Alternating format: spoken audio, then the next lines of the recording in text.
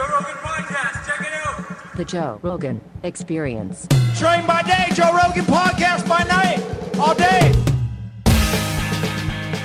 Are we on? Are we just on? Are we on? Yeah, all right. Sweet. No, I don't know if we were talking on the podcast, just being dudes.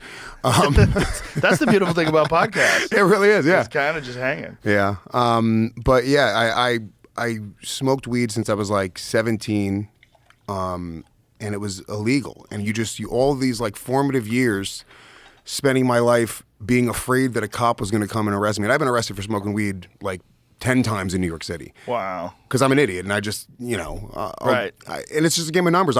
We would roll a blunt in the park, you smoke it, and every time for some reason, the cop would always take me. All my friends, they'd go, you know what, we got to take one of you. And it was always, and I'm the only brown kid in the group, so every single time they were like, we're going to take you. And then they take you to central bookings for a day. And They would literally say I have to take one of you? Yeah. Oh my God. Yeah. And none of your friends said, hey, you got Lewis the last 3 times. So Not I'm gonna get in once. Dave Smith, I've been arrested. I was arrested 3 separate times, and Dave Smith watched me get put into the back of a car, and he was like, bye. Oh God. Yeah. But yeah, and then I remember I went to Amsterdam when I was 22, and it was the first time I ever smoked legal weed, and I was like, this is great. This is the way it should be. It was nuts. I was just like smoking in the street. I was talking to a cop. I was on mushrooms. I was like, this is so peaceful and nice. And then I came back, and I remember I was in a stairwell smoking a blunt like the day I got back, and I was like, this is fucking a wild thing. And then here we are years later in New York City. It's legal. There's literally you could buy weed in just delis on every corner in New York City now. It's crazy. Yeah. I remember the switch in California because for a while I was medical. So I used to have to go to a doctor, and the doctor would go, oh, you need weed. And then he writes some shit down on a piece of paper. Then you could buy weed. Yeah. And I used to go to this place called the Inglewood Wellness Center, which was in Inglewood. And it's, a shady area. And back then, I don't know if it was credit cards yet. I think they might have been able to use credit cards, but I know they also had a lot of cash on them, and they got robbed. And the guy that I used to buy weed from got shot. Oh, shit. And I was like, all right. Done with that spot. I'm gonna have to find a new spot, but there wasn't that many spots. You would have to like find these places, and they looked like shut down stores. Like most of the places that were dispensaries, they were like super low key. Like you had to know people, and you would go in there, and there'd be some fucking doctor. Like one time we went to this doctor, and he had dreadlocks. And this dude's had like long dreads, and he had a volcano bag, in the volcano vaporizer bags. But it was like an extra long bag. And we walk into the dispensary, and he's like, man, you need medicine. He just immediately goes, you need some medicine. I go, yes, sir, I do. Thank you. I'm very sick. Yeah, I'm very sick. And he took us to the grow room. I don't know if you've ever been in a grow room when you're high. No. But they seem to be intelligent. There's an odd feeling that you get when you're high on marijuana and you walk into a grow room filled with like hundreds of plants. It was a big ass room with lights, hydroponic lights or whatever hanging from the sky. And it just has a weird feel to it. Yeah. It has a weird feel, like not a regular room. It doesn't feel like you're walking into a room. It feels like you're walking into a room with beings. Oh, really? Yeah, like they feel alive in a weird way. Yeah. And I know I was super high. That's the guy had a good weed that you bag, have. I mean, vaporized bag, but it felt real because it didn't feel like that when I was in the other room. Right. When I was in the other room where they had just like couches and shit, seemed normal. And then he takes us back, and we go into this back room, and I'm like, whoa, like these things are conscious. Well, they say that. Don't they say plants are conscious to a certain degree? If you like sing to them and talk to them, or if you yell at them, they don't grow. Or I don't know. They do like experiments with shit where like people are like nice to plants. I've seen it on like TikTok and like Reels. I've never looked into that. Yeah, it has to be bullshit. There's no way if you're just nice to a plant, it grows better. Well, what an unethical experiment, because then you'd have to be really mean to another plant. It's really racist to the plant. You fucking ficus piece of shit. I fucking hate ficuses. I kill them every time I find them. Not in my yard. And he's just stuck in the dirt in your house. Oh. If plants really are conscious and they're stuck in the dirt in people's houses, and the people are doing math and shooting each other, I mean, these plants would be like, I got to get the fuck out of here. How am I stuck in this house? It's like that, what's that Metallica video, One, where the guy's like just stuck in the bed, and but he's conscious, and he could hear everything. It's from a famous movie, I think. I don't remember that. He's like, dude, you definitely remember this. It's such a famous video. It's the Metallica 1 video. It was Johnny Get Your Gun or something is the movie. And it was a guy, I guess he was hurt in war, yeah. And he was conscious and he could hear everything, but he couldn't communicate. Oh, wow. Yeah, it's... this is the life of a houseplant right here. Dude, Metallica had some bangers. Yeah. But the thing is, it's like they know that they communicate with each other. That's what's really fascinating. They communicate with each other through the mycelium in the ground. So it does say they grow better. Look, it says for most plants, playing classical or jazz music cause growth to increase, while harsher metal music induce stress. Wow. This may be because the vibrations of metal music are too intense for plants and stimulate cells a little too much. We think of this as massaging your plant with a song. They prefer a gentler touch. But how do we know? I want to know the boring bitch who wrote this article. A gentler touch. How do we not know that it's not that at all? How do we not? I mean, that's an assumption that's like minimalizing their ability to recognize what's going on. Because, right, like, put that up again, like how it's explained. Because the way it's explained, it's like, it's here, it says, this may be because the vibrations of metal music are too intense for plants and stimulate cells a little too much. Like, how do you know? How do you know the plant just doesn't think that music sucks? Could you imagine? It's like, you know, when they were torturing Noriega, Yeah. they would fucking just blare horrible music at him forever. Remember that? Yeah, they did that with it was what was the big group that was like there was like a standoff, and then they did it with Billy Ray Cyrus's song "Achy Breaky Heart." There was some dude who had like a bunch of people captive, and they played "Achy Breaky Heart" to fuck with him. Yeah, I do have to say though, that at least shows a sense of humor by the police. Yeah, I think that's pretty funny. that's fucking hilarious. That's funny. Yeah. You fucking play bad music till this dude fucking moves out of the house with the hostages. But I know they did it with. I'm 99% sure they did it with Noriega. I forget what the songs were though. See what they did with Manuel Noriega, because I'm pretty sure they surrounded his house in Panama and just played horrible music.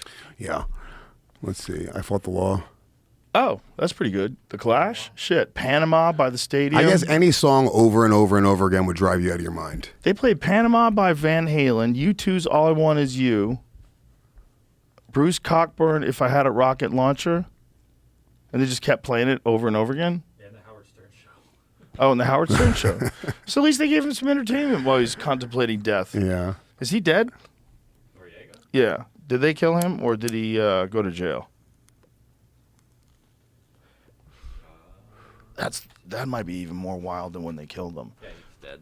They take these 2017, dictators and just stick them in a cell. Bye-bye. Never hear of him again. Bye-bye. And then it stops being a news story and nobody cares. Bye-bye. Yep. Bye-bye, Mr. Person who ran country. Have you ever been in a jail cell, Joe? No.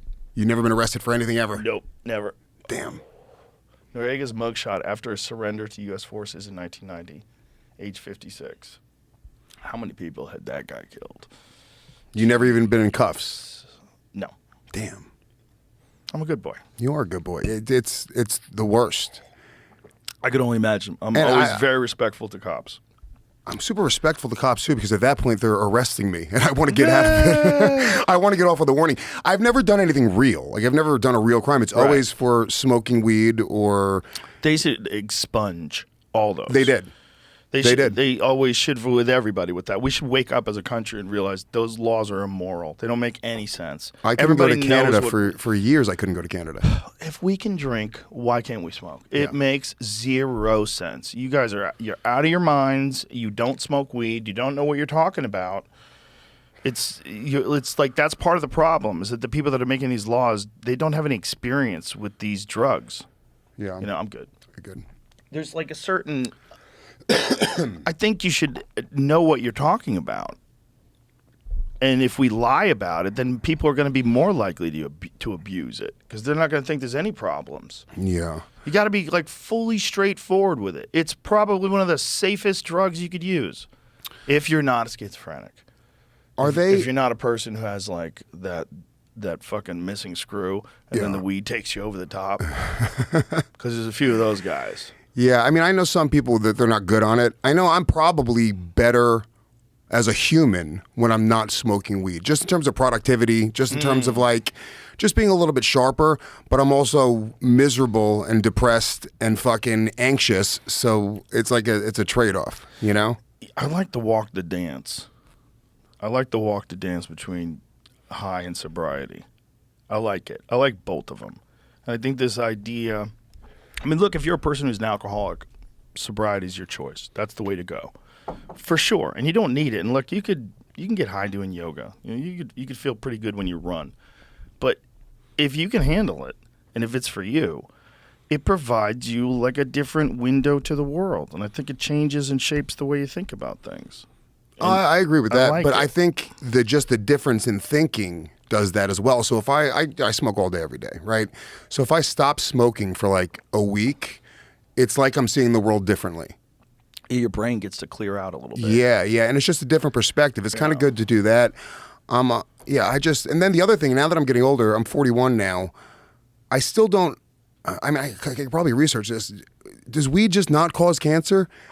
Does it not? Like, nobody's talking about weed giving them fucking cancer. I smoke a lot of fucking weed, and I'm just in my head about it. I'm like, dude, I'm going to get lung cancer because I've been smoking blunts and weed for so long. It doesn't seem to, and I don't know why it wouldn't if cigarettes do. Here's a question. Is there a difference between those natural cigarettes that people enjoy, like those American Spirits, and like Marlboros? Dude, I don't think they're natural. American, that's good branding because they even have Joe Rogan going, dude, those natural, they're not, it's the same shit. But that's the name of them, isn't it? It's just American Spirit, dude. I think it's just some, we assume they're natural because American Indians make them, I think. Is there a bunch of shit in there? Our research shows the majority of natural American Spirit smokers incorrectly believe their cigarettes are safer than other cigarettes. The truth out there, they're just as dangerous as any other cigarette. Yeah, dude. I always thought it's a cigarette. Like light cigarettes were safer, and they're not at all. No, that's probably even worse. Like, what is in those? Okay, what are menthols? What's going on there? I don't even know. What is going on? They're trying to outlaw that in California. Yeah, well, because did they outlaw it? I think they did a lot because they say they're going after like any of the flavored tobacco shit. Like you can't get flavored blunt wraps in New York City anymore because I guess the angle is they're saying that kids are more likely to buy flavored stuff. Which is just, I think that's kind of stupid as well. What about flavored liquor? Yeah. Well, you're not taking away anyone's liquor anymore. How come you can still have flavored liquor then? Yeah. What are you talking about? Like there's syrupy liquor. Yeah. Yeah, all the smoking laws are kind of good too in a weird way though. Or because I smoked cigarettes in New York when they started.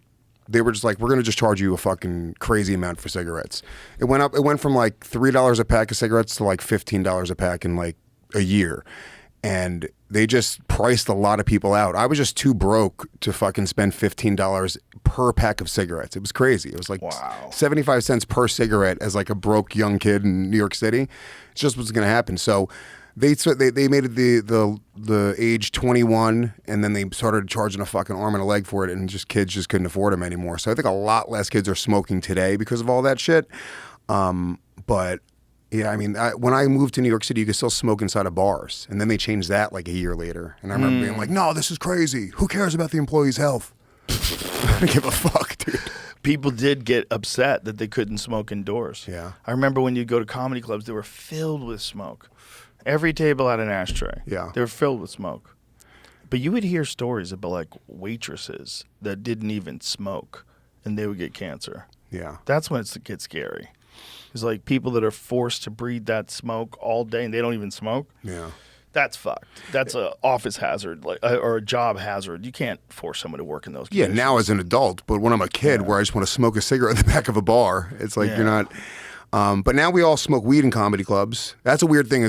We just started smoking weed like 8 years ago in comedy clubs, and nobody said anything. It was never legal.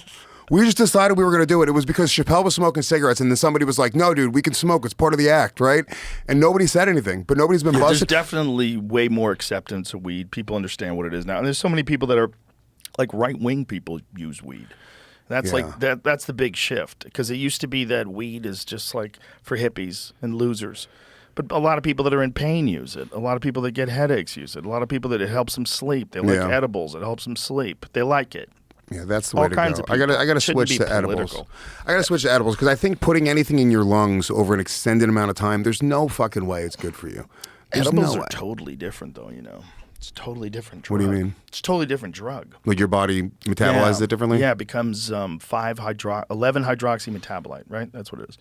It's processed by your liver, and it's just a way more potent psychoactive. Oh, and that's probably not good for your liver. I don't know. I don't think it's bad for your liver. I think, especially if you're not like fucking blasting it every day. I've never heard that it's toxic. It can't all be good. Weed can't just be the perfect drug. There's got to be kinda something close. negative, right? I think it's negative for some people. Anything in life that's good, you almost have to like pay for it in a way, right? So Yeah. that's what I'm just trying to find the angle on why I should stop smoking weed, because I still haven't heard of anybody getting lung cancer.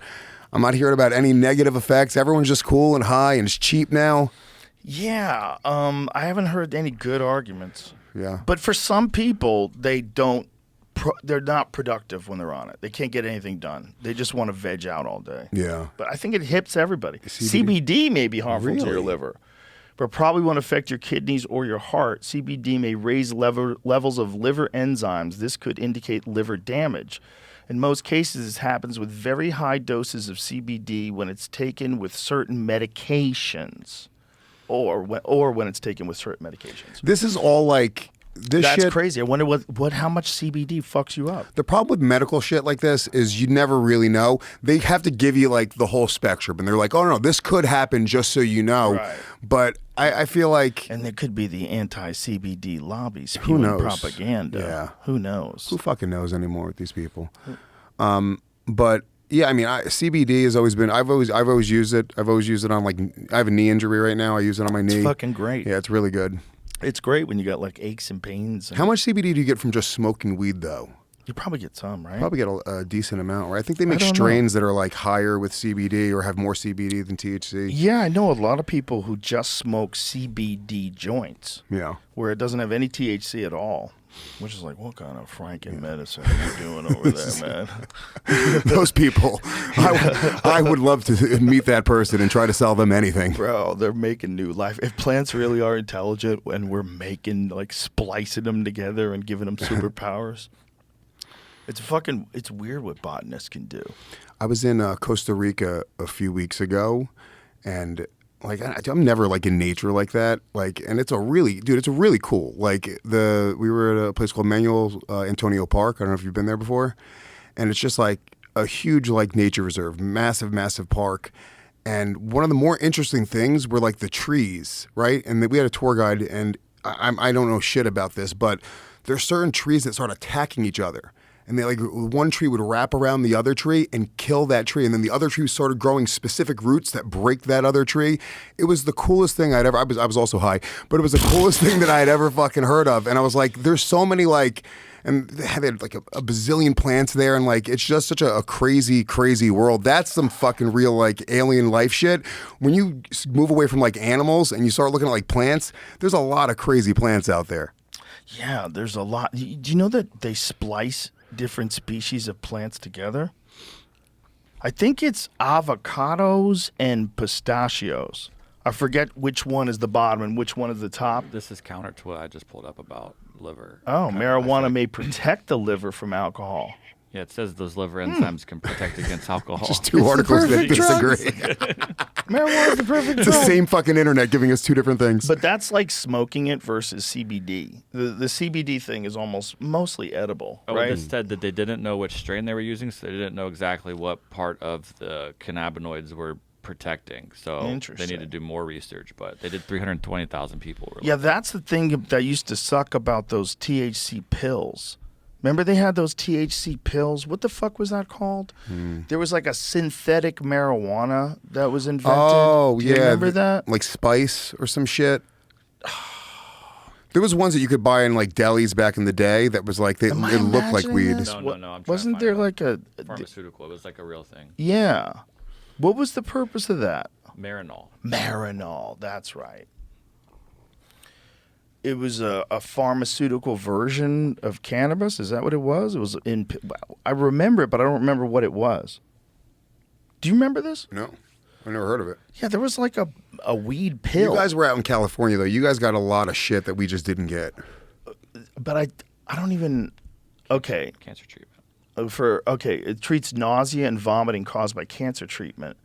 So instead of giving people actual marijuana, they gave them this Marinol shit. And people were diagnosed with AIDS. The medication comes in capsule form. You can take by mouth as directed. The brand name of this medication is Marinol. Yeah, that's what it was back in the day, right? It was for nausea. Yeah. That's why people would smoke weed. That was the only thing really, when they first started talking about medical marijuana, it was like for cancer patients, for nausea, would help you eat. And then they started figuring out all the other shit that it's good for, CBD especially, right? Yeah. So, yeah, maybe that's why it doesn't cause cancer. Maybe it's fighting your cancer simultaneously while you're smoking it. Well, there has been, I don't know, but you got to wonder, like, what's causing cancer? Maybe it's just, like, decreasing inflammation in general, and that's probably what's protecting you from cancer. Maybe.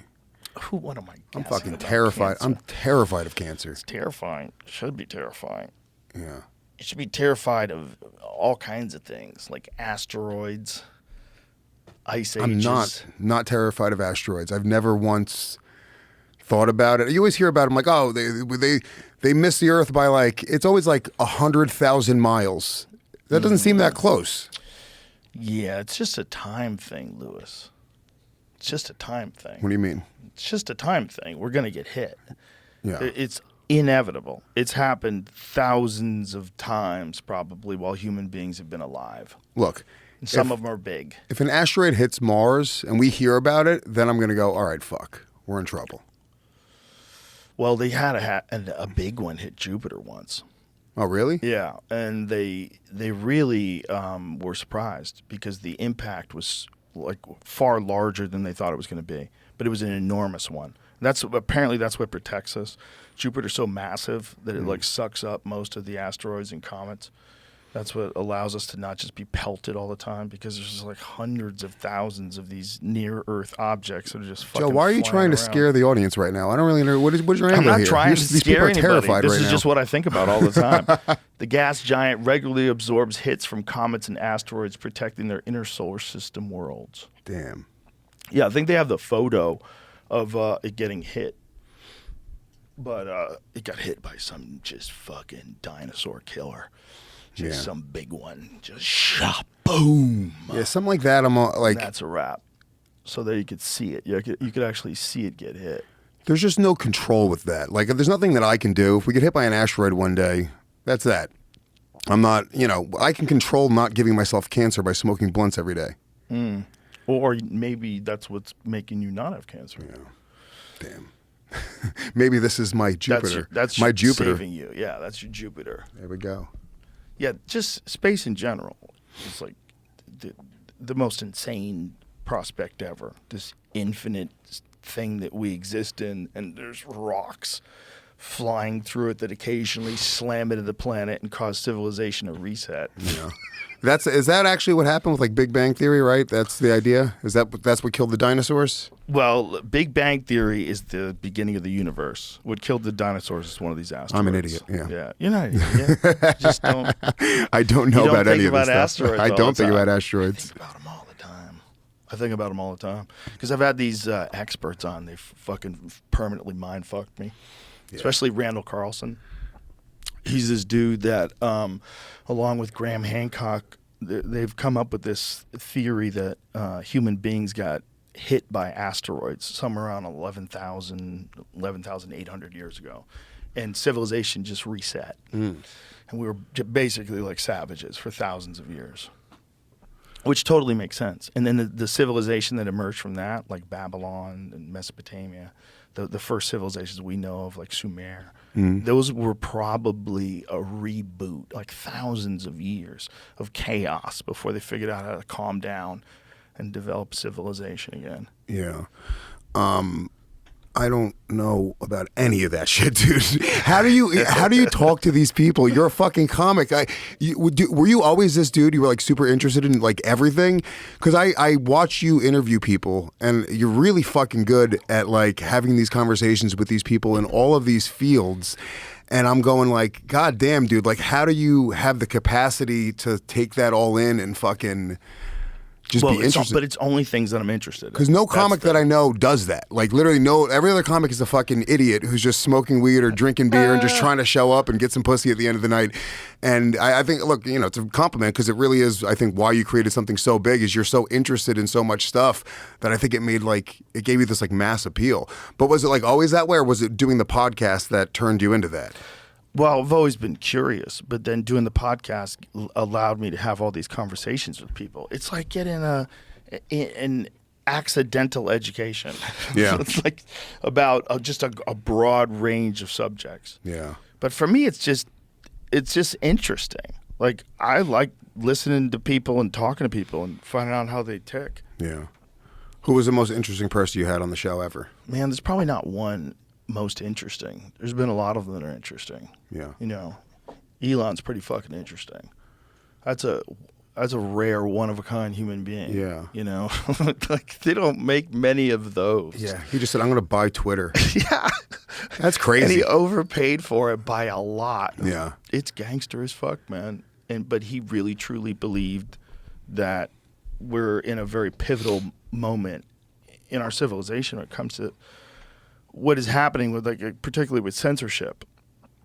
And when you have something that's essentially the town square for the world, which Twitter is, if you prevent people from other ideologies or other points of view or other political parties, if you prevent them from using this space and only people that agree with you can use that space, that's dangerous.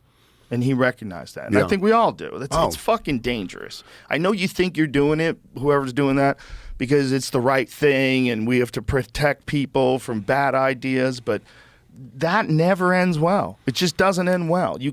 You're going to give that control to someone next after you're gone, because that's going to be like a thing we do now. You're going to give that control to new people, and they're going to turn it the other way. They're going to use it on you. They're going to use it against causes that you believe in. We were headed in, before Elon bought Twitter, we were headed in a really weird, it seemed like very dangerous direction for comedy, for anybody who wasn't like super left-wing liberal. If you were trying to create shit online, it was scary. I was like, and I do, we do Legion of Skanks, most offensive podcast on earth. We say a lot of fucked up shit, but I was like, we are not going to be able to even put shit on the internet anymore. Forget just like, Twitter or anything else. Like, I think they're going to scrub it all from the internet. And then Elon came in and he kind of made people go like, wait a minute, hold on. We were getting crazy. And people kind of paused. You see Shane has a special out on Netflix now. Yeah. I feel like we've sort of calmed down a little bit. And that was a big part of it, because it was like, well, no, we need to even the playing field a little bit. We need to hear all opinions and hear both sides. So I was actually legitimately worried. And now it seems like this is a little bit of a pause in that. It's definitely a change of course. The problem is all the other social media platforms are essentially run by people who think the same way. They have the same opinions on things. There's no one social media platform that stands out that's like a huge place where, other than Twitter now or X, where you could just say whatever the fuck you want. Like, people are saying Michelle Obama's a man. Like, that you say the earth is flat. There's like plenty of people that are talking about the earth being flat. Yeah, that's also fucking crazy. Say whatever the fuck you want. And there's only one platform like that. Yeah. Like all the other ones. It's not like there's a bunch of those. It's like you can go and say whatever you want on Instagram. No, you can't. They'll put a fucking thing saying fact check or this is incorrect and misleading information. And even sometimes I've gone to some of those fact checks. I'm like, you didn't fact check this at all. Right. Like, this is just like not approved. This is a not approved message. Yeah, that's why I try to disconnect from it as much as possible. I think everyone should. I think it's truly like the downfall of society is social media. I think we're sharing ideas too quickly, too dangerously. I don't think it's that, but I think it's transforming society. I think we better catch the fuck up. We better catch up. Well, we will. And look, I think part of it is a lot of these, they don't really know how to handle it. It just moves too quickly. Right. Right. So I think that we're going to look back at this time and we're going to go, oh, yeah, that was like a real, it was just us getting a hold of the internet. The internet just fucking came out, and then we got social media, and it's just transformed everything. The whole world, we're all connected. I mean, dude, the world is tiny now. Like, it doesn't even feel like, but I think we're going to look back and go like, yeah, we were like irresponsible with it. We were like trying to destroy each other. We were trying to hurt each other with it. It became like warfare so quickly. I tweeted out a joke the other day, just a dumb joke about Amber Heard. I don't have a dog in the race. I don't give a shit about Amber Heard, Johnny Depp. That whole thing, like, from my perspective, it looked like two crazy people abusing each other, right? It's kind of hot, right? But who gives so the whole joke is that Amber Heard is so hot that I would let her shit in my bed. I would let her shit on my couch, on the kitchen counter. Right. Dumb joke, very mild. Dude, all of these fucking chicks that are Amber Heard supporters are coming after me on Twitter still to this day, 3 days later, nonstop, just kind of like, you don't know Amber Heard, she was abused. And I'm like, this is fucking psychotic, dude. Like, it is. They're digging up my old tweets. They're like looking up anytime I've said anything questionable, and they're reposting it. I'm like, idiot, I posted that. It's public. Are these real people, you think? I don't know. Or is this like a media campaign company? I think it might be a media campaign company because they all have like a hashtag stand with Amber in their thing. I didn't even post her name in it. I just posted the joke. But I'm not accusing her of this, but that is absolutely a real thing. Yeah. That is absolutely a real thing. There's a way that you can just defend a person or attack a person with bots. I think, yeah. I think they're for sure using it. Look, we know the Russians are using it. We know that and they always find these troll farms. Like one of them, they found that 19 of all the top 20 Christian sites on Facebook were run by Russian troll farms. Really? When I found out that they were like Russia like interfered with the election, like with like social media and shit, I was like, that's kind of fucking awesome. It's badass. I wonder, they certainly tried. And I'm sure we try with theirs. The question is, like, was there, like, real interference? Well, like, because the thing was, like, the Russia hacked our election. Like, I don't think that's true. I think you can push information. I think I know Trump and Biden both did this, right? They both had massive social media teams. I'm sure. Yeah. I know comedians who have massive social media teams. So I'm sure that they both had, like, the best of the best. And yeah, they both went in and manipulated algorithms and did whatever they had to do in order to get their message in front of the most people possible. And that's the game now. That's a big part of it. Yeah, that's definitely a big part of it. But it's just like, this is not going to stop right here. This is what freaks me out.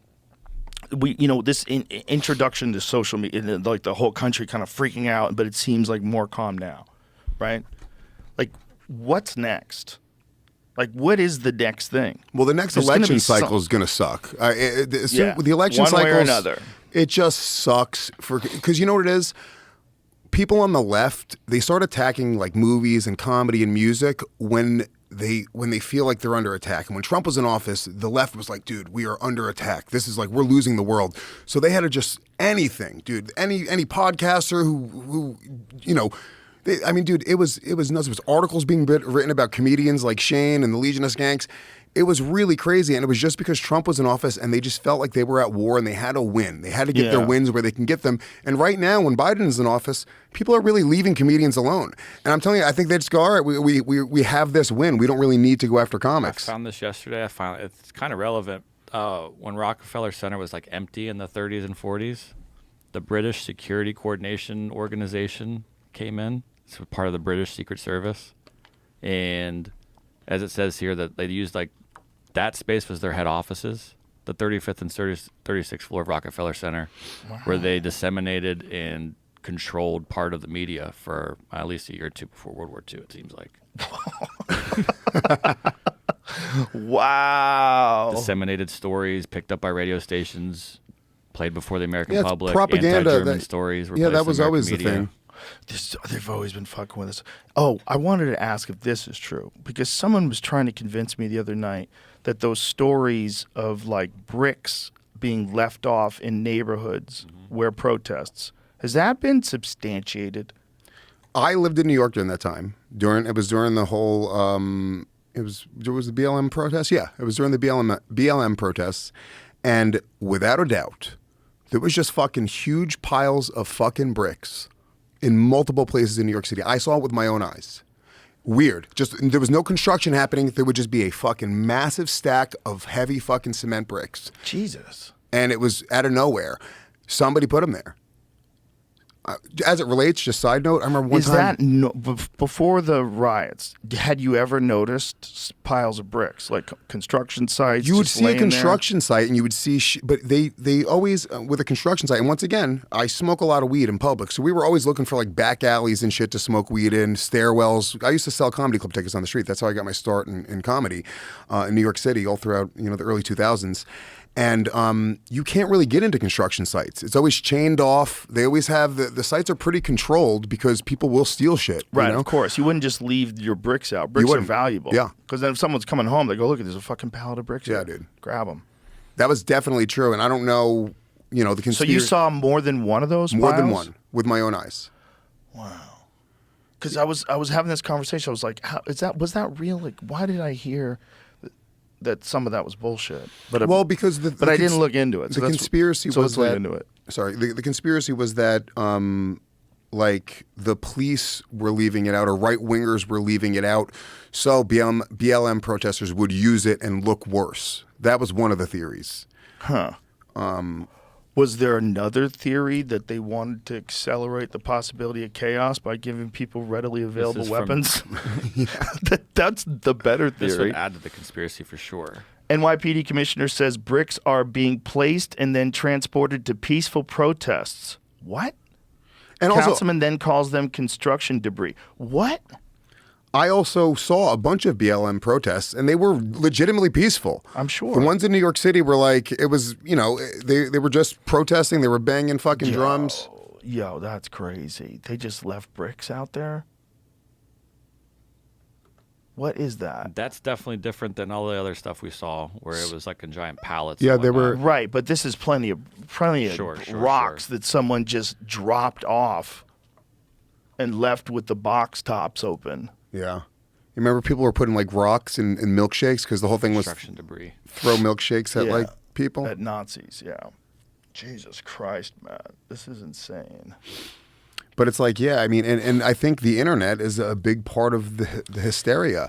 People get worked up. People just didn't, if you have to give a fuck, right? Before you had to get a book or you had to go like really research some shit, right? You had to go out, if you cared about something, or you had to care. You had to really put in the footwork and physically care. Now people can sort of pretend to care while they're just being addicted to their phone, while they're being addicted to Twitter and all these other social media platforms, and they're being tricked into just, looking at advertising because that's what it's all about. They get to also pretend that they care. They get to feel like they're doing something. And then it just starts to snowball. And then it turns into fucking like real chaos. And people at each other's throats about shit that people don't even really give a fuck about. If you go to the supermarket, like people are just cool. Like in real life, you go to the supermarket, nobody gives a fuck about who voted for who. Nobody cares about, what your political beliefs are. We just coexist and we do what we do in real life. And then we jump on the internet and we just fucking, it's a war. Well, I think it's also got exacerbated during the pandemic, right? Because everybody was stayed in. They were at home. Their anxiety's high. They didn't know if they're going to be able to work again. Like, who knows what the fuck's going to happen? Yeah. People were freaked out. And then they got more freaked out on social media. Just, rah! And you're on it all day because you don't have a job. You're at home now, so that you're just kind of fucking weirding out in front of your Twitter all day. You know how many people have lost days and days of their lives just staring at other people's opinions all day long? I'd be embarrassed to tell you my screen time number. It's embarrassing. Do you know what yours is? No, I don't know what it is. Dude, it's fucking, mine's like 9 hours a day. Wow. It's bad. That's not good. It's really bad. You can look, I think you just type in screen time to the search bar. Screen. Maybe not. I don't know. Yeah, it's like 9 hours. It's like 8 or 9 hours a day. It's crazy. Whew. It's wild. You got to think, I'm getting some things done. You pretend you're working. Yeah, but also I'm tuning into the world. I gotta check in on the world and see what's going on out there in the news. But really just hitting that button. What a weird addiction. Yeah, there was that documentary where they talked about like they designed it that way. When you refresh it, it does like a little physical like like little blip, and you want to see it. You want to see like another interaction, and it's like they compared it to a slot machine, right? And you go, boop. Did I get anything? Did I win? Did I win? Did I win? Oh, I got likes. I got replies. I got whatever. And yeah, it's super addictive. It's also kind of, in some ways, we're kind of there's something dehumanizing about it, because more and more people are just communicating through like text messages and online social media and stuff, and not communicating that much in real life. Yeah. I think kids are sending each other text messages more than they're talking to each other. Oh yeah. You know what I mean? My So son it's like- just got a phone for the first time. He's 10. Just got his iPad for the first time. It was a conscious decision that me and his mother made. We said we're not going to have him be addicted to a screen and staring at a screen all the time. You see kids in restaurants, as soon as they sit down, they give them a pad or a phone, and they are disconnected from the entire conversation. They're not making eye contact. Right. I wanted to give my kid every chance possible in the world to be successful, and he's such a bright kid. He shakes people's hands. He looks them directly in the eyes. I mean, he's just such a little gentleman. He's the fucking best. And I think a big part of it is the fact that we just didn't enable him to do that, and we didn't allow him to do that.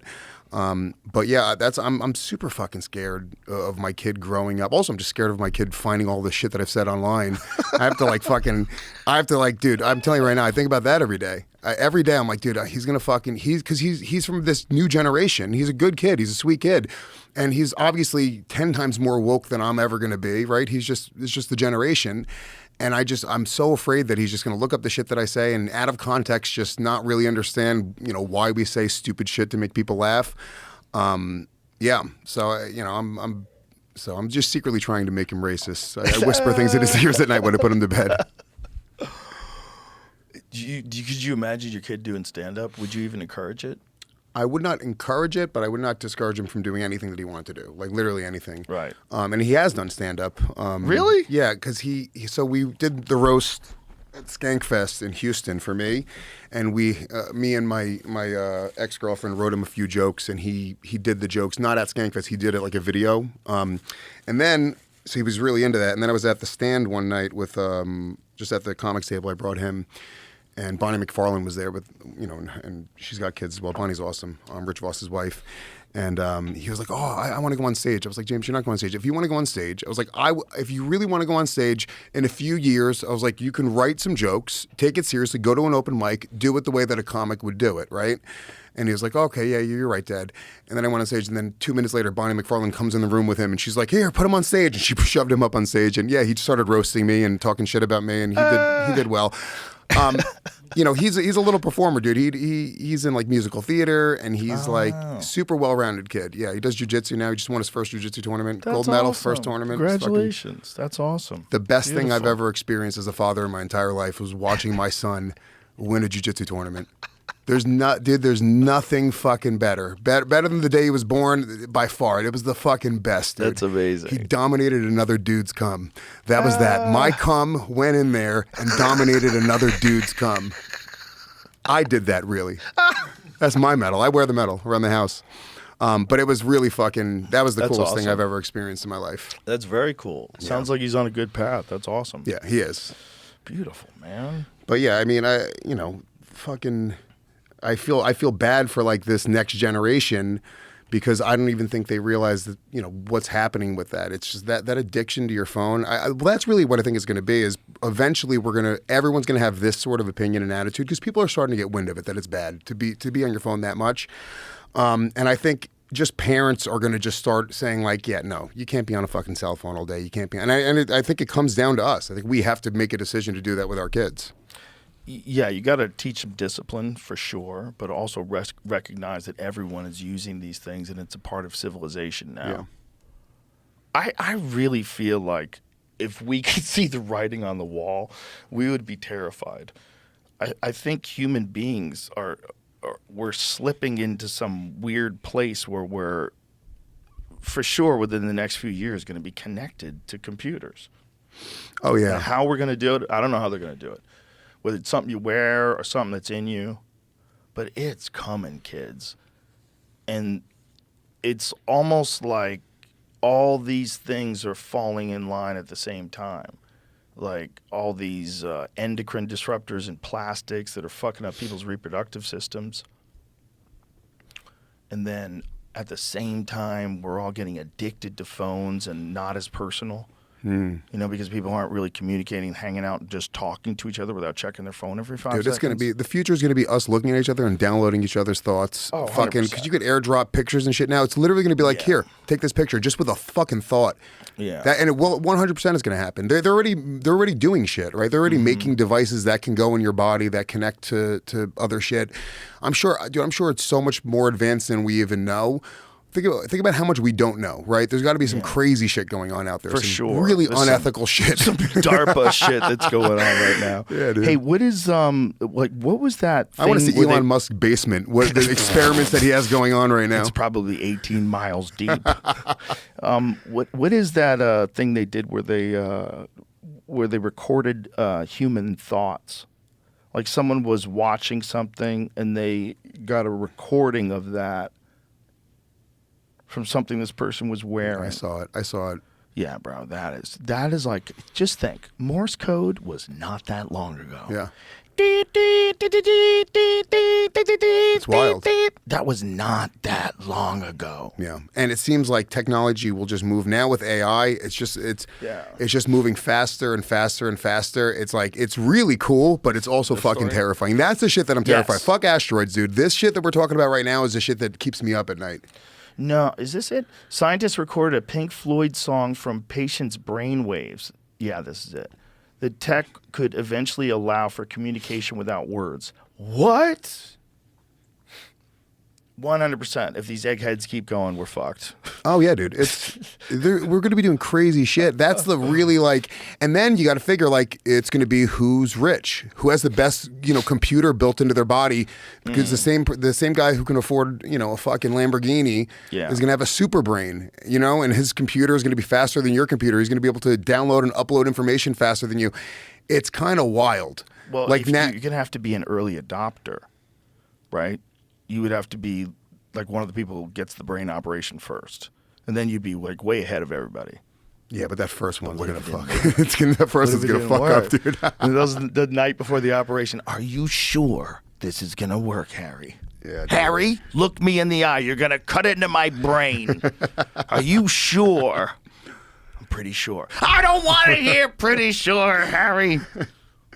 Yeah, dude. It's fucking nuts. That's like those people on that that went on that the fucking submarine thing. Yeah. The Titanic, dude. It's like, Yeah. what a cool thing that must have been to like sign up for. You're like, dude, we're gonna go to see the Titanic, and then. That's fucking wild, dude. That could have been you, Joe. You could have been down on that thing. No? Not a fucking chance in hell. There was one. Was it Mr. Beast? He said that they invited him to go do it. I am not hopping in that fucking No. backyard smoker and drop it into the bottom of the ocean. Would you go to space Fuck out of here right now on like one of these charters? Fucking No? chance, son. You love space. Those things blow up. You have to go real fast to go into space, kid. Yeah. Those things blow up. I'm not interested. Not until they get that shit down like an electric car. When they get a spaceship that moves like a Tesla, just Yeah. okay, I'm in. Yeah. Just not worth it. I get it. Look, starry nights are beautiful. I get it. Yeah. I get it. I get you'd want to like go out, get real high, and come back down. I'm good. You can fucking keep that. I trust that it's up there. Yeah. I don't have to jump at the top of a cliff. I'm good. Yeah. I'll just sit down and look at it from here. They're like, even as high as we get, like what we're calling space, like, look, we've made it into space. We're like fucking that far off the Earth's surface. Yeah. There's so much out there. Is that what those tours are? You just go into space for a second? Yeah, you just go like, and come back down. No. Like you don't like go to space. No, I want to go land on the moon. I want to check out Mars. Fucking. You're not going to Jupiter. Yeah. Fucking dodge some fucking asteroids. You know what I bet they will be able to do probably really soon is to give you a VR representation of what it would be like to travel through space. Oh, I bet it already exists. I had there was a NASA thing that I had on my Oculus. Yeah, that was good. It was super cool. I mean, it was just a movie essentially. It wasn't like I didn't get to like free move, but it was like I was on like a space station type thing. So you were like moving all over. It was really, really cool. Is this it? No. What is this, Jamie? I just looked up space trip to outer space. That's the first thing that popped up. Get the fuck out Joe, of here. you would go What in is that. this? That I'm looking. This is a space elevator, and it's gonna fall, and It's a everyone. balloon. Okay, So you got a little bit of extra. bro, I am not going in a fucking Look balloon. how comfortable it looks. What if it gets hit by an asteroid? looks like your studio, Joe. Oh my god, it does. Podcast in a balloon. No rockets, Oh. no G-force. No, listen, you got it. That they have to do it 1,000 6-hour trip. times before I even think about doing it. A 6-hour Meals, journey. cocktails. 6-hour journey. See, into that's crazy. space. If it's Bro, I am not going up there. Perfect place for a podcast. Perfect place to fall to your death. Like how many fucking fail safes? do you do nothing I'm sure. like I should say dangerous? for the record, I'm sure it's safe. Yeah. Do you do anything dangerous like $1,000. 125. 125,000. Oh, what? Refundable Wow. deposit. So 125. 125 grand to go up in a balloon. Yep. Well, I hope it works. in 6 hours? I feel like that's kind of disappointing. I feel like space should be more than 6 hours away in a balloon. I'm scared of anything that people are trying out, like flying cars. I'm like, just drive that for a while. You drive it for a while. Yeah, dude. I'll be over here. Dude, even like this, just the self-driving cars that fucking go, like you hear about once in a while, they'll just fucking go haywire. Like mistakes happen, Yes, mistakes happen. and then you're just in a car that you can't fucking stop, and it's Yeah. like mowing people down. It's a nightmare. I have a Tesla. I never put the self-driving on. Yeah, I mean, I do sometimes when I'm on the highway just for goofies. Doo-doo. yeah. And it just drives itself, but I keep my hands on it. So it completely self-drives. Yeah, it completely Wow. self-drives.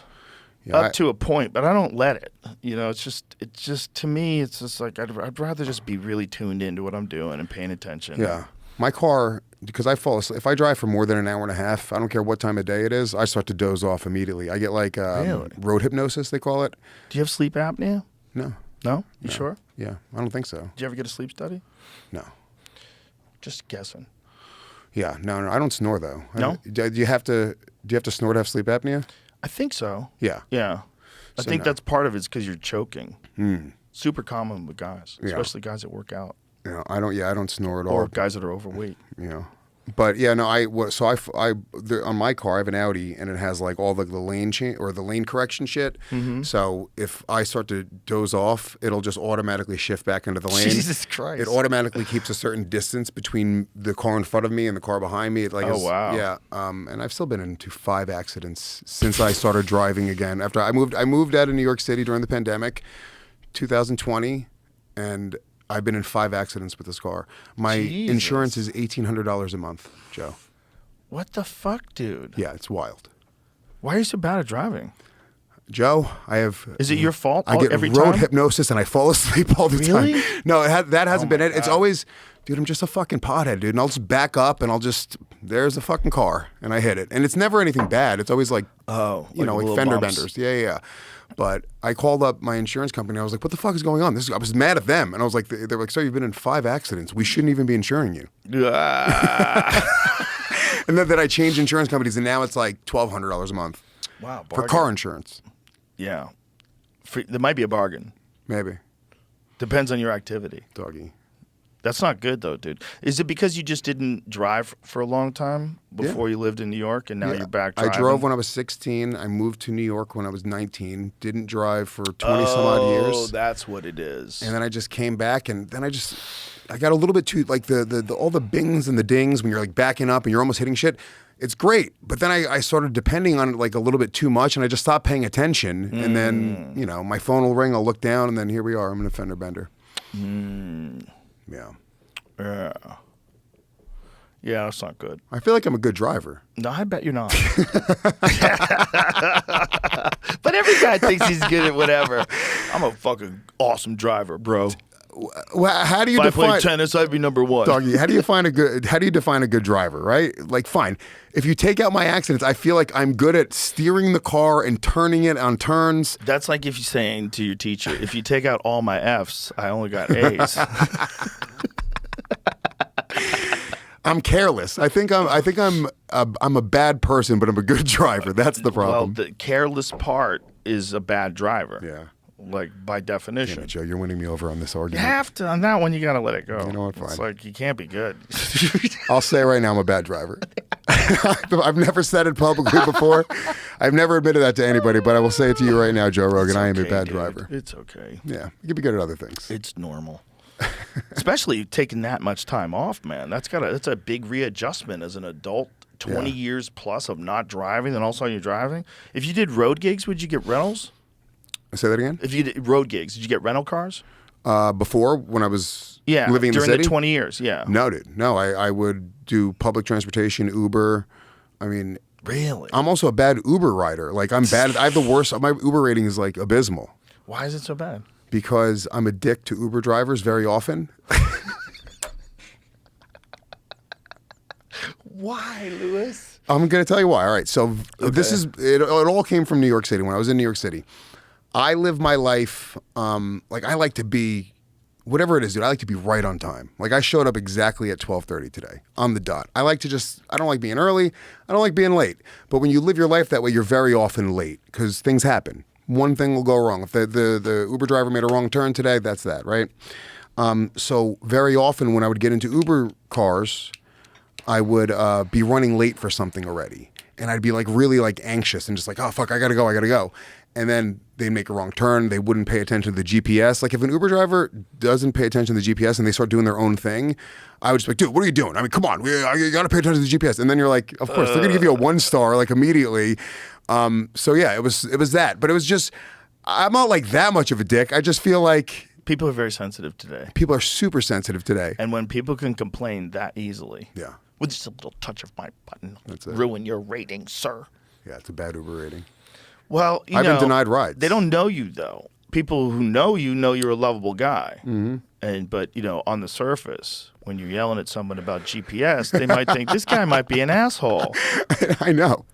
If they got to be your friend, they go, "No, he's a great guy." No, that's just Lewis. That's just Lou. He's a great guy. One of the things he does. But if you're like a sensitive person who's also, if you're driving an Uber, there's always this fear of picking up a psycho. Yeah. There's always this fear, like, so even a little bit of an aggression towards an Uber driver, the Uber driver's like, where's this going? Yeah. Like, how many Uber drivers have been murdered? I'm sure a lot. I don't know. But Probably less than the cab drivers. If I look, if I was- gypsy cabs? Dude, Bro, do no, you remember there's no in the paper trail. In the 90s, there was a terrifying rash of murders in gypsy cabs where I was living in New York. I was living in New Rochelle. And these gypsy cabs were getting these gypsy cabs were getting like heisted, and the guy they'd just shoot him in the back of the head and steal all their money. And it was it was really horrible stories about these like poor immigrants who came over here and they're driving these gypsy cabs and people are robbing them and shooting them.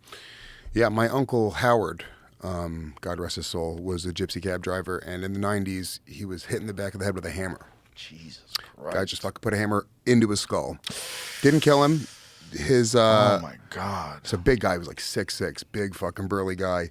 And then they just stole his car. He rolled out. He was on the George Washington Bridge.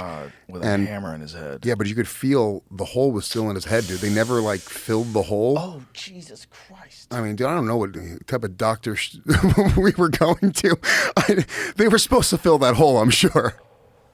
But it was like an actual like Doctors back then. Yeah. I mean, if you got your knee operated on, I have a buddy of mine who was on the U.S. ski team, and he got his he has more operations than anyone I've ever met, and he had his knees fixed in the 80s when they used to open you up like a fish, and they would take a chunk of your hamstring and just screw it all in place there and try to fix your ACL, and maybe it'll stick and maybe it won't, and your leg's compromised now because a chunk of your hamstring is missing. It was brutal shit, man. That sucks. And he had both of his knees done like that. Yeah, I gotta get surgery on my right knee now. I got a knee scope on my left knee.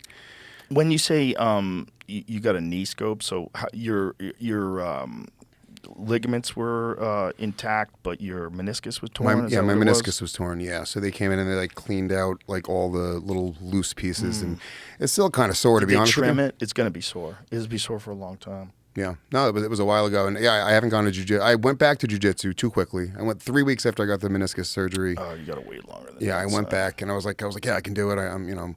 And then I was just walking out of the movies with my girl. We went to go see Cocaine Bear, And we walked out, and she said something, and then I looked at her, and then I just literally twisted my ankle, like my knee just jerked again, and now it's in pain here. And this one, every time I step off my right foot, it clicks. Every time. And I remember you hit me up, and you're like, "Oh, dude, reach out to the knee over toes guy." And I was like, "Joe, I don't have your life. I can't just reach out to knee over toes guy. He's not gonna be like, 'Oh, dude, sure, yeah, let me fucking answer this guy's questions.'"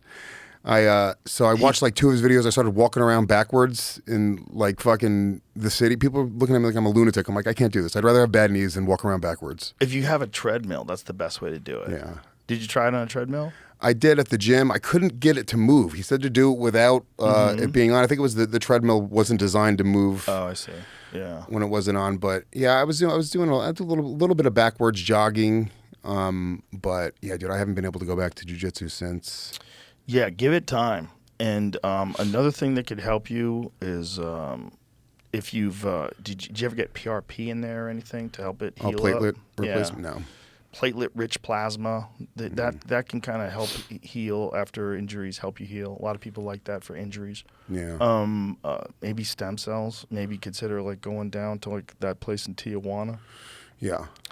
You know, get your knee like while it's recovering, hit it with stem cells. Yeah. That'll help you too. I should. I should do all these things, but I will probably just live my life in pain. Yeah, but it'll fix it. It'll make it better, man. It really will. I know. I gotta motivate, dude. I'm just always so busy that I never have time to take off to do shit. You know what I'm saying? It's really, yeah, it's tough. But and I miss jujitsu. Jujitsu is the fucking dude. It's so what a badass fucking sport. It's so cool. It's very good for you too. And it's good for your head. It was great, dude. Yeah, it's great for your head. Yeah, like the rest of the world seems like so like not fearsome anymore. You just spent the last hour and a half trying to get guys to not strangle you. Yeah. You know?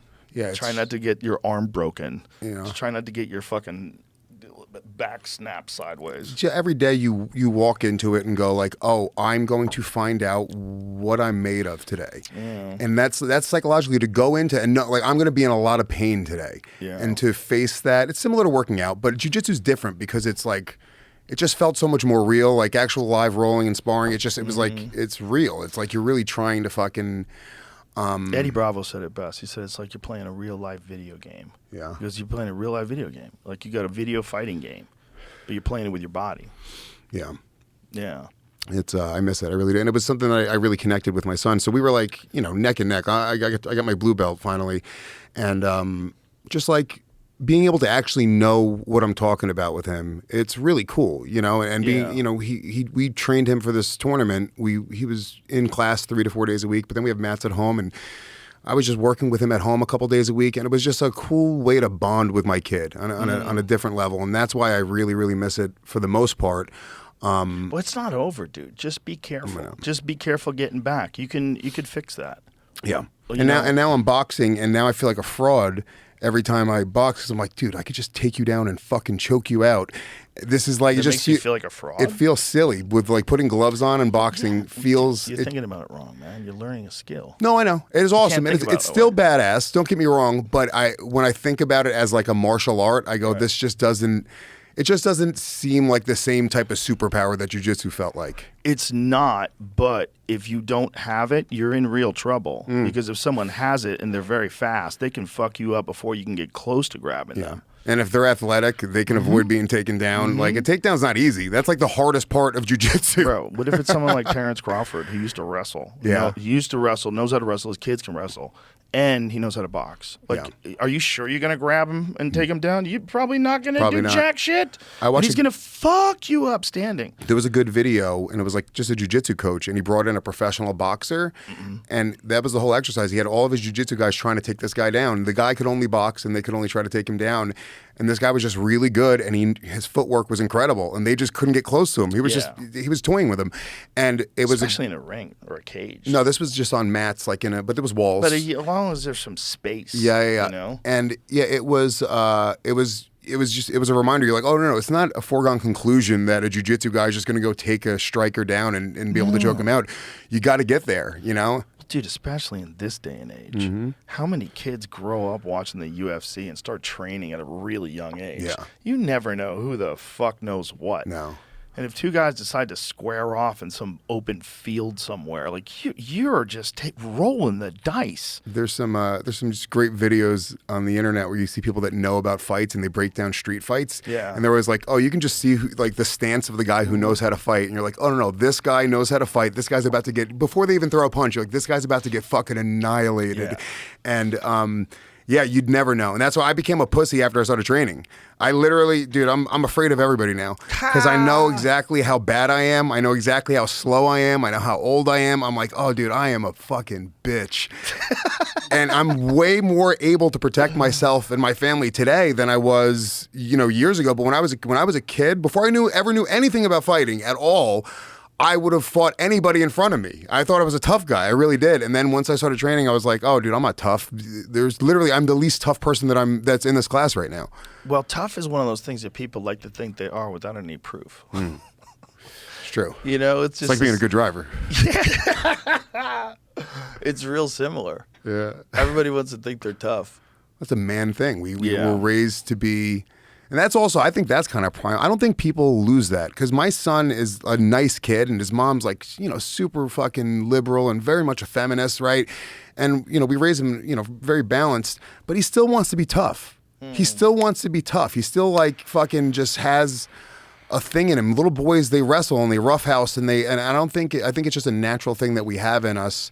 As dudes, and I think women naturally want to be pretty and they naturally want to have, nice things and take care of things. I think these are natural things that we sort of beat out of ourselves or beat out of our children.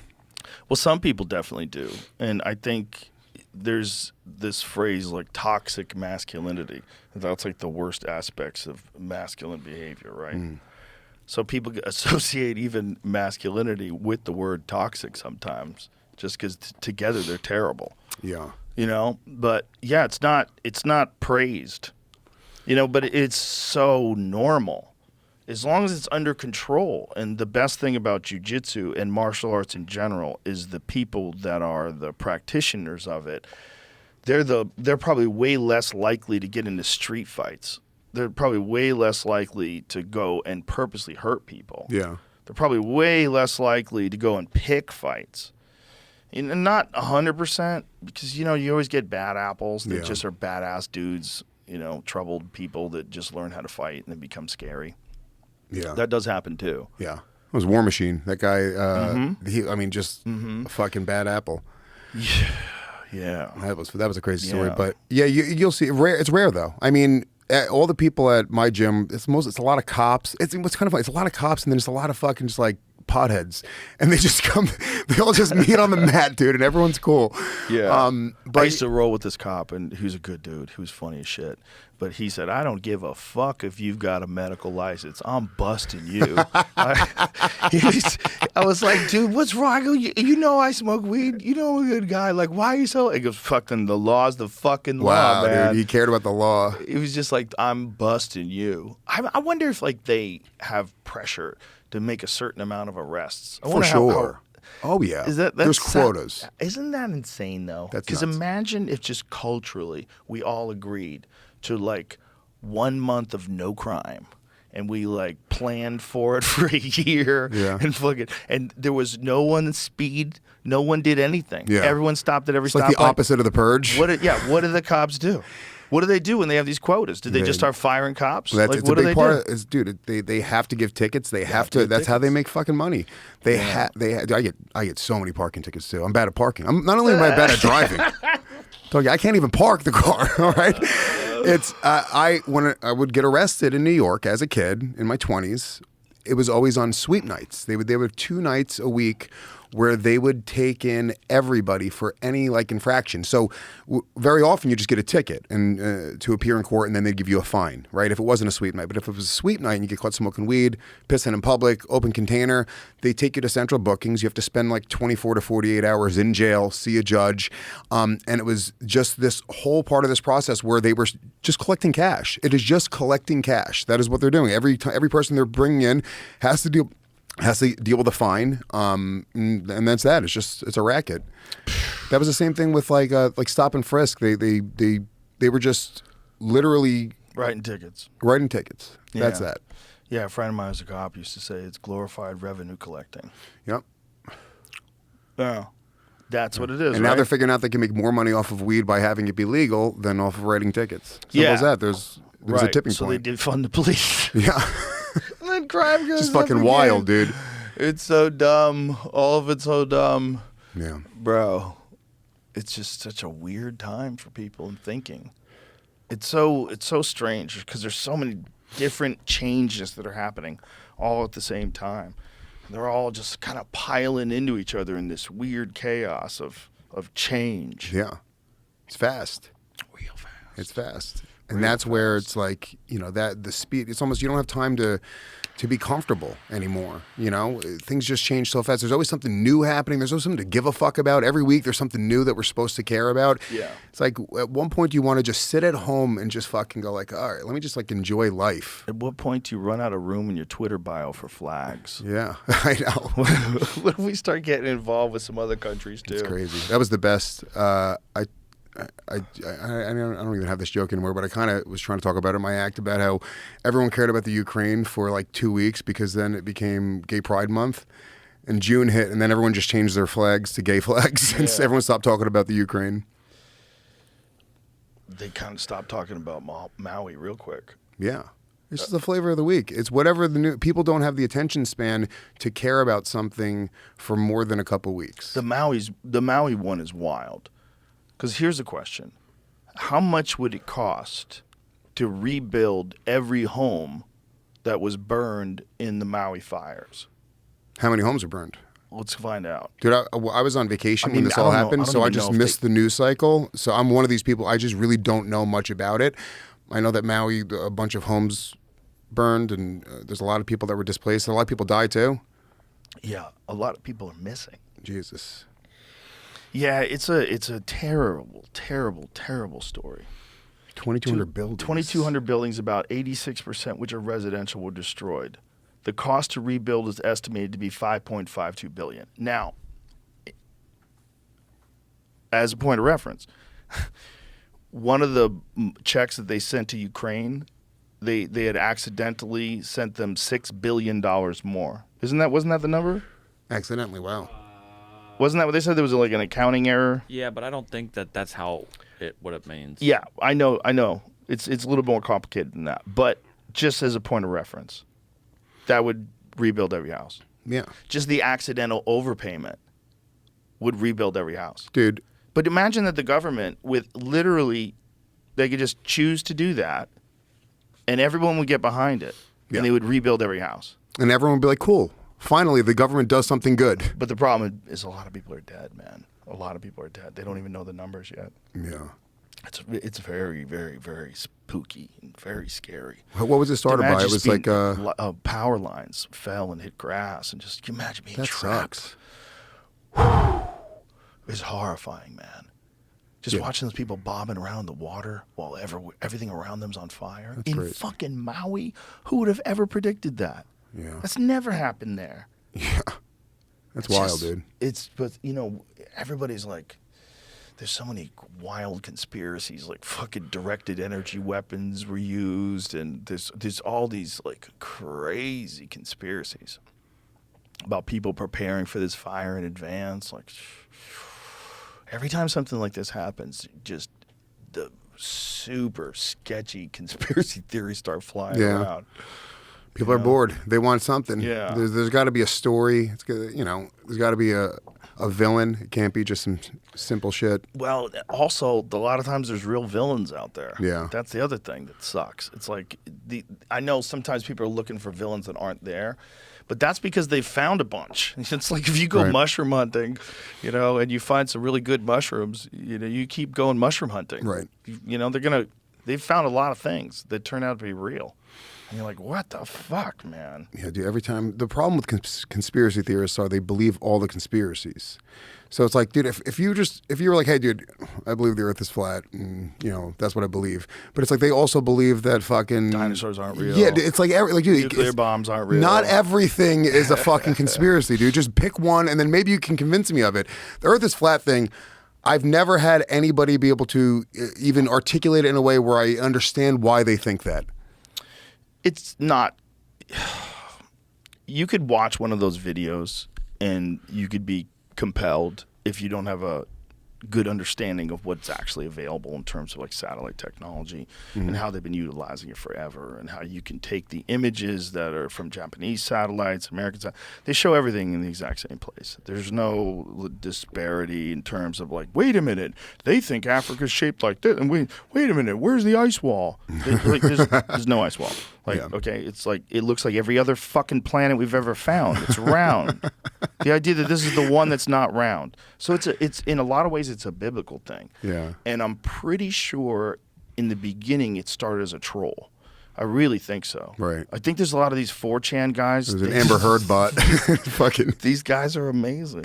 I think these are real people that are just bored. And Yeah. they just come up with some shit and they implement it. For sure. I mean, these are the same guys that, you remember when that dude, the actor, Shia LaBeouf, he had this website about Trump, and it's like, he will not divide us. Yeah. And he like had a flag that was streamed 24/7 from his website. And these super nerds online, they figured out exactly where it is in the country by looking at the stars in the background. Yeah, that's right. And then like figuring out where the constellation would be, where it And would then they be. all started showing up. Yeah, and so they started honking their horns to hear if they heard themselves on the webcam. Yeah. And then the guy finds the flag, takes it down, and looks at the camera and goes, "Fuck Shia LaBeouf." How do you not love that? How do you not love Shia that? LaBeouf probably loves that. Honestly, it's objectively hilarious. Bro, it's objectively hilarious. Yeah. That's hilarious. And the crazy thing is Radiolab did a podcast on it. And it was a really funny podcast. It was really good. Radiolab's a great podcast, by the way. And they did this podcast on it, and then they wound up taking the podcast down because people were offended that these people on 4chan who are responsible for this, like these people, they say horrible things online and inappropriate things and racist things, and they show violence, and you're supporting them. So they like, You just as a whole, for like anyone on 4chan is considered a racist or violent. That's the idea. I don't think. I think there's just a lot of chaos on those places. Yeah, when And- you're anonymous, you can, and it's funny. Like that's just the truth, right? Right. Trolling is funny. There's a great episode of South Park where they get into it, and then the dad, Stan's dad, ends up being like a big internet troll, and he's just, they're torturing some fucking female athlete, and they're trying to get her to kill herself. That's the angle. Of this fucking Jesus Christ. And there's a moment where like he's just so frustrated because people don't understand why he's trolling, and he's just like, it's just funny. And as a comedian, you have to. I get trolled fucking endlessly, dude. I'm sure. I mean, so much. I really get it a lot online. Legion of Skanks fan bases. We make fun of each other so much that that's almost the language that we speak. So most of the time, it's just fans. Most of the time, it's people that actually like me. But when you remove yourself from it and they fucking get you with a good zinger, a good funny one, you have to just laugh sometimes. Yes. I retweet it. I'll fucking, it's part of their experience on the internet is fucking saying mean things sometimes. Yeah. And what we have to pay for being able to legitimately live our dream, right, is sometimes people are going to say mean things about us. And if that's it, that's a fair trade. That's not a bad trade-off at all, sometimes they get you with some real truth. They hit you with some truth. You got to look in the mirror. But it also keeps you in check. It makes sure that you're not really turning into a fucking Hollywood asshole. And that's the truth. That could happen. It happens a lot, yeah. It does happen to a lot of people, and it's confusing when it happens to some because you're like, God damn, they got you, bro. Yeah. They got you. Like, you used to do that show, and you're okay. Yeah. There's a lot of those guys. They just want to be safe. They just want to be safe. They want to be comfortable. Want to keep that money flowing in. Yeah. And okay, that seems like a trap. Like it seems like you have to stay that person forever. And if you ever rethink your ideas, now you're in trouble because now you're connected to a certain group of people that think a certain way, and everybody sort of decides what everybody else thinks about Ukraine or trans kids or the climate, electric vehicles. I want to see people who also just like don't fall in line on one side. Like everybody, it's like even like COVID was the craziest thing, right? Watching that happen, watching that become politicized, I was like, how is this possible? It's, I mean, like, it's just like, at the very least, whether you think it's like real or not, it's not about like a political belief, right? If you were afraid of it, or if you weren't afraid of it, or if you believed in getting the vaccine or didn't, it just became such a politicized thing. And it was like, you're a Nazi if you didn't want to get a vaccine. You're like, how is that possible? How did you jump to Nazi? Whether it's intentional or not, it was like a psyop was run on America. Whether it's intentional or not. If you're a conspiracy theorist, you think it's intentional. If you're not, you think that the measures that they put in place led people to be isolated in extreme anxiety, which has kind of never really happened before, to collectively to mass groups of people. And then they're on social media all the time, which is very disconnected from human interaction. And we get to watch them get more isolated from each other and more polarized and also more susceptible to propaganda. Because a lot of critical thinking people that in the past would have questioned pharmaceutical drug companies, all of a sudden we're all on board. Crazy. All on Crazy. board. Who's on board with pharmaceutical drug They'd companies? cite the data. And I'm like, why don't you trust the science? That was the craziest shit ever. Is just watching people. You're like, how are you not at least questioning it? We have a brand new drug we're putting into our body. How are you not saying, hey, you know what? At the very least, go, I wonder if that's going to be safe. I wonder if that has been tested both enough. safe and effective. Right, exactly. How are you gonna No, but it is both safe and Of effective. course, well, of course You know it is. what else he said that about? AZT. Yeah. Back in the AIDS crisis, there's Right. a video. See, you can find that. Video of Fauci talking about AZT being safe and effective. What was the story with AZTs? Was it not? That's the thing that killed everybody. Oh, really? Yeah, Oh, the dude. AZT is a chemotherapy medication that they stopped using for cancer Really? patients. Yeah, it was having a negative outcome on cancer patients. Like it was killing them quicker than That's cancer was crazy. killing them. Wow. And they kept people on that. Yeah. Dude, just you know got to it. read or listen. Do you listen to audiobooks? Yeah, I listen to audiobooks. Listen to Robert F. Kennedy Jr.'s The Real Anthony Fauci. Does he read it? Because dude. No. Jesus Christ. Are you fucking crazy? Fuck this, dude. I'll give me nightmares, dude. He believes that injury actually came from flu shots. Oh, really? Because it's a throat injury? Some sort of, it's apparently whatever disease that he has is also a side effect that some people get from some flu shots. Wow. Well, now I feel bad. I thought he just had a shitty voice. Now I feel Again, bad I'm that I not a made fun doctor. of his. Yeah, he suspects that that's where it came from because he used to get like yearly flu shots. Yeah. Steve-O, his voice, Jeremiah Watkins just told me this on my podcast the other day. Steve-O, his voice is like that from Eating vomiting. glass? Oh, No, vomiting. from vomiting so much. He would just at like that parties, like, makes throw up, goldfish, and they would puke on each other all the time, and it just burned his vocal cords. That's literally the nastiest injury I've ever heard of so in my entire disgusting. life. He's such a sweet guy. He's the best. I always want him to stop hurting himself. Yeah. Whenever I'm around him, I'm like, stop hurting Yeah, yourself. he's literally one of the sweetest, warmest people. Sometimes you meet. I don't like meeting famous people. It makes me uncomfortable as Right. fuck. Like I'm just not built to hang out with famous people, right? Some people are. Shane Gillis loves meeting a fucking famous guy and fucking party with him for a weekend. I was like, that's crazy, dude. He's just partying with Nate Diaz this weekend. Who does that? Nobody just meets him and goes off and does Right. that. Right. But fucking. Oh shit! I'm sorry. I'm high as fuck. What was I? Who did I bring up? Partying with Oh no, famous Steve-O. people. Yeah, Steve-O. Steve-O. I mean, just one of the most down to earth people I've ever met. When I first met him, just couldn't be any more. Just like a normal dude. Yeah, super nice. Yeah. Him and his wife. They're just super cool. Yeah. Super nice people. They're just so kind. Just easygoing. Sweet guy. Big comedy fan Fun too. dude, man. Just Yeah. fun dude to be around. Always a sweetheart. It's nice when you meet people and they're super famous, but they're also like Post Malone's like genuinely friendly guy. Yeah, you Like just had him on, right? Sweetheart of a guy. Yeah. Had him on, and then we went and did Kill Tony together. Yeah. Oh, I heard that episode. Oh And my Metzger God, was on it so too, right? Fun, dude. Yeah, it was so fun. Fucking David Lucas. David Lucas is so funny. He told Post Malone looks like an unemployed crocodile hunter.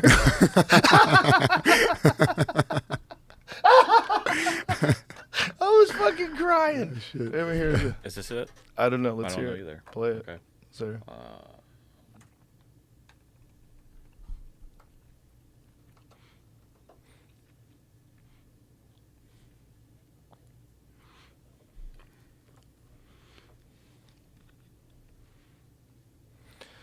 Yeah, Safe and effective, baby. that's the drug that killed everybody. Yeah, it's fucked Yeah. up. I just know it from the play Rent. Yeah, it's also Dallas Buyers Club. Yeah, that was You the know? whole. Yeah, that's what he was selling. Yeah, man, that's a real story. Dude, AIDS was something that I was. That's the scariest terrified part of that book. The scariest part of that book is the AIDS crisis stuff. Yeah, Yeah. dude, AIDS was like my generation. I mean, you were already like banging. You're a little bit older than me, so like. Well, when I was a kid, I remember when Magic Johnson got it. I was in my car on the road driving. Was it like 89 or something? What year was that? 90? I think it was a little later than that. Was it? I think it was when maybe did Magic Johnson? 92, I want to say. Was it? Maybe 91. Hold on. Yeah, because I remember it well, and I was born in 80, so when I was 7, I just wouldn't have been that connected with. I was maybe like 10 or 11 when. 91. Okay, so I think I was still living in Boston at the time. And I remember, yeah, definitely, because I remember driving down the road, and I remember that feeling like, oh my God, everyone's going to get AIDS. Yeah. That's what I thought. Everyone's going to get AIDS. That's it. If Magic can get it. And then I had to get insurance. I had to get health insurance, so I had to get a blood test for AIDS. Oh. And I remember just panicking. My first AIDS test, I fucking cried. I had sex with one person. I mean, it was a guy with AIDS, but no, it was I lost my virginity to my girlfriend. I got an AIDS test after that. I was like, that's it. I to this day, I have really bad anxiety about going to the doctor. Like I said, I'm terrified I'm going to get cancer one day. And dude, AIDS was such a fucking thing that they were like you're gonna probably get AIDS, kids. In health class, they would like come in and talk about it like it's terrified. People were terrified. Yeah, and Everyone was terrified. There was that made for TV movie about the kid that got Ryan White story. Yeah, the Ryan White story, and that was another thing. It was like, don't become blood brothers with your friends. Oh God, which was is like, that I how guess he got AIDS? No.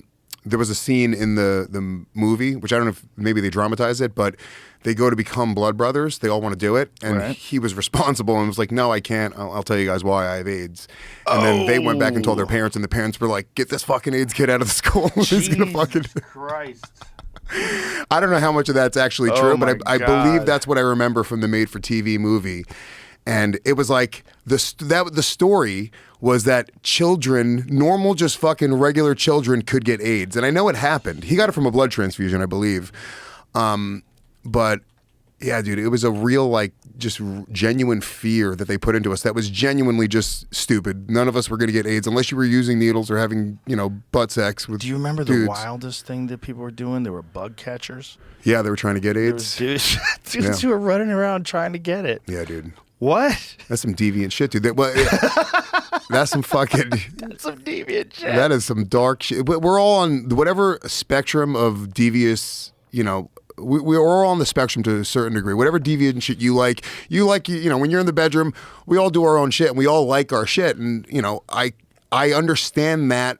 Just from that perspective, Right. That's just somebody who's like, I want to fucking live on the edge. Some guys like to get tied up. or maybe it's not even they want to get AIDS. I bet it's the fear of, are they going to get AIDS? It's like, Right.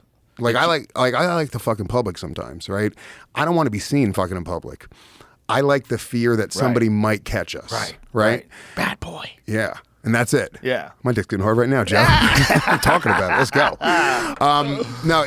But I think that is just like just another level of fucking deviousness that they're like. That's a crazy wish to get a deadly disease, Yeah. unless you don't believe in it. But I wonder how much of that The Rolling was. Stone story. There's probably very few people. It's probably like 3 dudes. Yeah, it it's was probably rare, not but- super popular. But if you get on social media and you're a bug chaser, I bet you get a lot of hits. Oh yeah. If you're a you're bug if you're a catcher? bug chaser, oh dude, this guys with AIDS, like finally, I don't have to have this weird conversation. That's fucking wild, dude. Imagine having AIDS. Oh my God, that would suck. Yeah. And they say, oh yeah, you can live with it forever now. You just it's undetectable. Dude, you still have to tell everyone you have AIDS. That sucks. Yeah, it's undetectable. Can you give it to people when it's undetectable? I don't think so. I think if you're taking like PrEP and it's undetectable, if you're they'll test you for it and you can't transfer it. That's what they say. That's what they say. That's It's what they not say. comforting Nope. for someone who might give you AIDS. I had a guy on early in the podcast. His name's Dr. Peter Duesberg, and he's a professor of biology from the University of California. A Berkeley. Duesberg? Yeah. Do you know who he is? No. He believes that what was going on with their immune systems was mostly caused by partying. He said, if you look at all these guys who are having this disease, these guys are all engaging in group sex. They're all taking methamphetamines. They're taking amyl nitrate, Ecstasy. poppers. Yep. They're doing all these wild party drugs. These Yeah. guys that specifically are getting like very sick are also doing these wild party drugs. And he's saying he thinks the wild party drugs is killing them. Right. And then introducing AZT kills them more. Right. And it's a crazy position to take, because I think he lost his funding. This is also in the real Anthony Fauci book. He lost funding. He's a professor. He's a tenured professor, but he can't get funding for anything.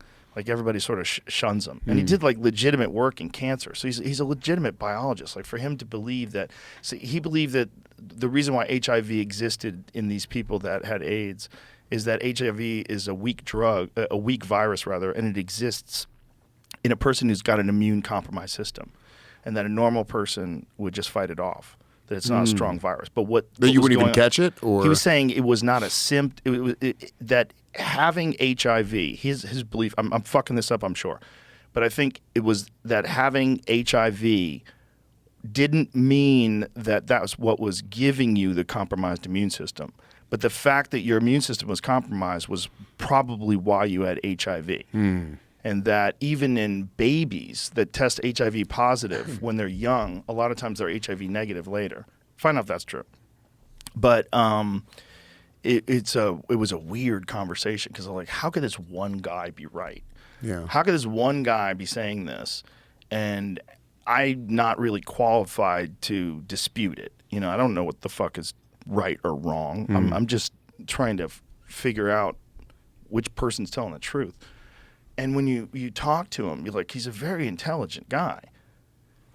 What does it say here? If the virus did not infect the baby will eventually lose its mother's antibodies and test negative for HIV. A baby born to an HIV positive mother will thus always test positive for HIV, whether that newborn baby is truly seropositive or not. So it says again, if the virus did not infect the baby will eventually lose its mother's antibodies and test negative for HIV. So it's HIV negative. It's so the baby that tests positive for HIV then tests negative later. Yeah. That I don't know if he's right. It doesn't make sense that he's right. There's all these other virologists, all these other people that have different opinions. It doesn't. Well, totally I think make just sense. being healthy, just in general, my assumption is that's why Magic Johnson. Everyone's like, oh, obviously him having money for good drugs helps. But he's a professional athlete. I'm assuming he just was super fucking healthy. He listened to his doctors. He wasn't out there and doing drugs and partying. How did he get it? Was it ever disclosed how he got HIV? I don't know. Through heterosexual sex, and you didn't know which partner. Right. You'd be the only guy ever. Like, what do you consider heterosexual sex? Like, what's normal? You guys becoming blood brothers? Like, what are you doing out there, bro? What are you doing where you're the one guy who gets it from heterosexual sex? I remember there was an episode of Penn and Teller's Bullshit, which was a great show on Showtime Yeah, that back was in a the great day. show. Fucking great show. Like, way Yeah. ahead of its time. Before, like, there was a lot of podcasts out there. Yeah. Before there was like, it was just a fucking really good show.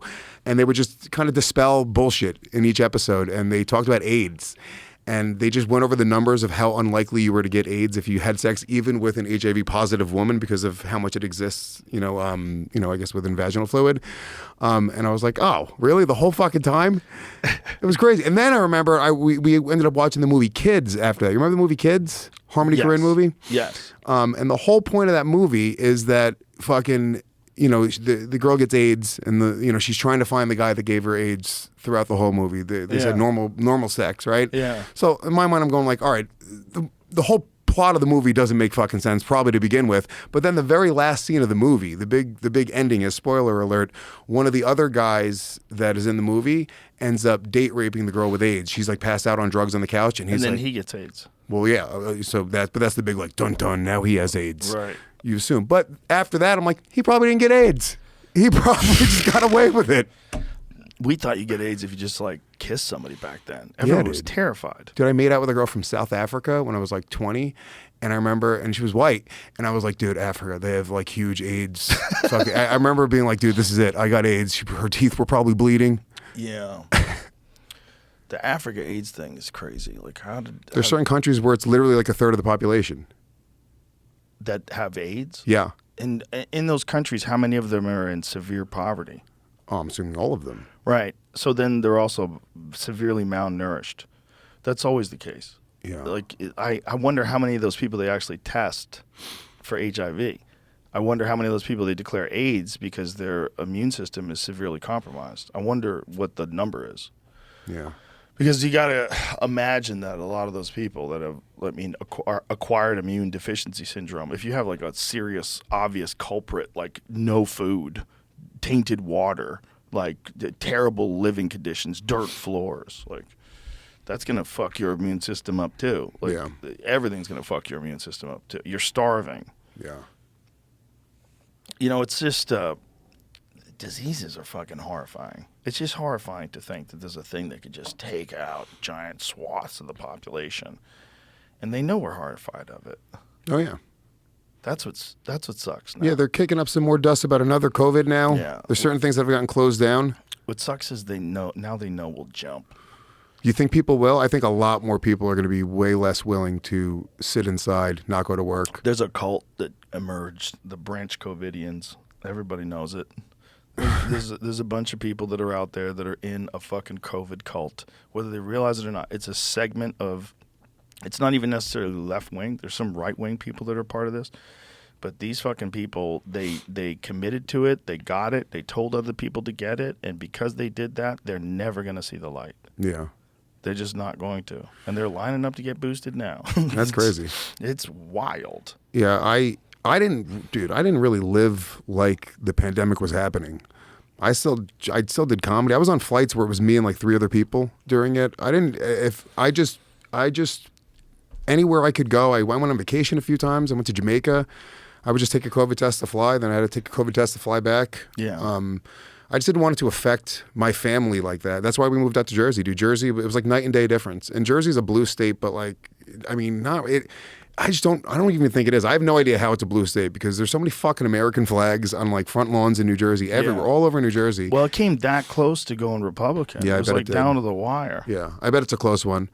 But yeah, I mean, I just wanted to, just fucking have some space. The city was so locked down and so you just gotta like learn how to drive. it's almost cheaper to just take Ubers now at this point.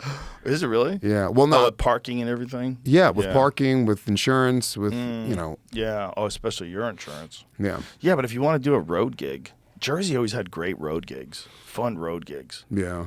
There's always a lot of them. Yeah, Jersey's got a bunch of cool places. Yeah, there's always like when I was there in the 90s when I was coming up, there was always places you could headline, these weird spots. Yeah. Down the shore. Well, because it was a branch of New York City. There's so many great comics right there that rooms just start popping up all over the place. Yeah, especially during the summer. Yeah. Oh yeah. There's a place, Uncle Vinny's down the shore. Now it's a little fucking. I mean, dude, it's hilarious. It's a little shitty comedy, but it's awesome. Dino's the fucking man. Shout out to Uncle Vinny's. Go support that place. Nice. But it's just like a little road spot. You go down the shore. You try. He books me every fucking February. How about you book me in the summertime, dickhead, instead of February when it sucks? But yeah, there's a bunch of places that are just like that are just easy to get to. And back in the day, like you just wanted the work because spots in the city when I started were fucking $50 on the weekends, $20 on the weeknights. There was just no way to sustain, a living. You have to go take road gigs, $500, $600. Mm-hmm. But I was a little bit. I'm lucky because when I really started headlining, we already had the podcast. We already had a little bit of an audience, so I didn't have to do those like really like shitty gigs where you got to go perform for people who don't know you, don't want to see you. Right. Which exists in like cities. When you go to like a city like New York. Not for you, but like for most comics, like the audience is just there for the show that night. They're not there for any particular comedian. Right. And I think you get a real gauge as to what's good with those types of audiences. You definitely do. Yeah. It's like you have a lot of different places where you could work in New York. and in Jersey and everywhere. Yeah. There's all these different, like having all those different looks is very important. And those late night shows when everyone's tired, those are important too. You get to see the bullshit in your act. Yeah. You know, late night crowds, 30 people there, and it's How do you different. do that now? How do you see the bullshit in your act? Because you're so fucking famous. You have your own club. Like, what do you? There's got to be something, right? There's got to be like, because they're gonna hang on every word you say, right? And they're gonna fuck. When's the last time you didn't crush, Joe? You still are trying new shit. You're still gonna fucking paint yourself into dark alleys. Yeah. Yeah. If you try new shit, you're gonna paint yourself into a dark alley. But your comfort level's different. So you're like, I'm better at getting out of those. Yeah. But if you're writing new stuff and you're fucking around with it on stage, which is really how you have to kind of do it. I always have like a general idea what I think is funny about something.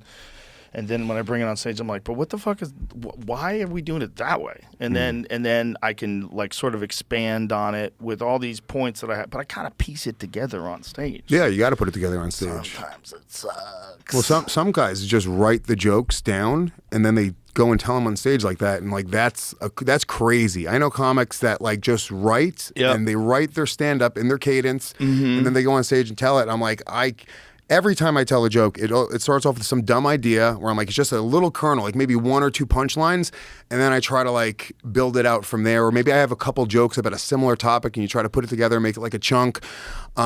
But it always has to be worked out with like the reaction of the audience, and that's why it's really important, for them to be there.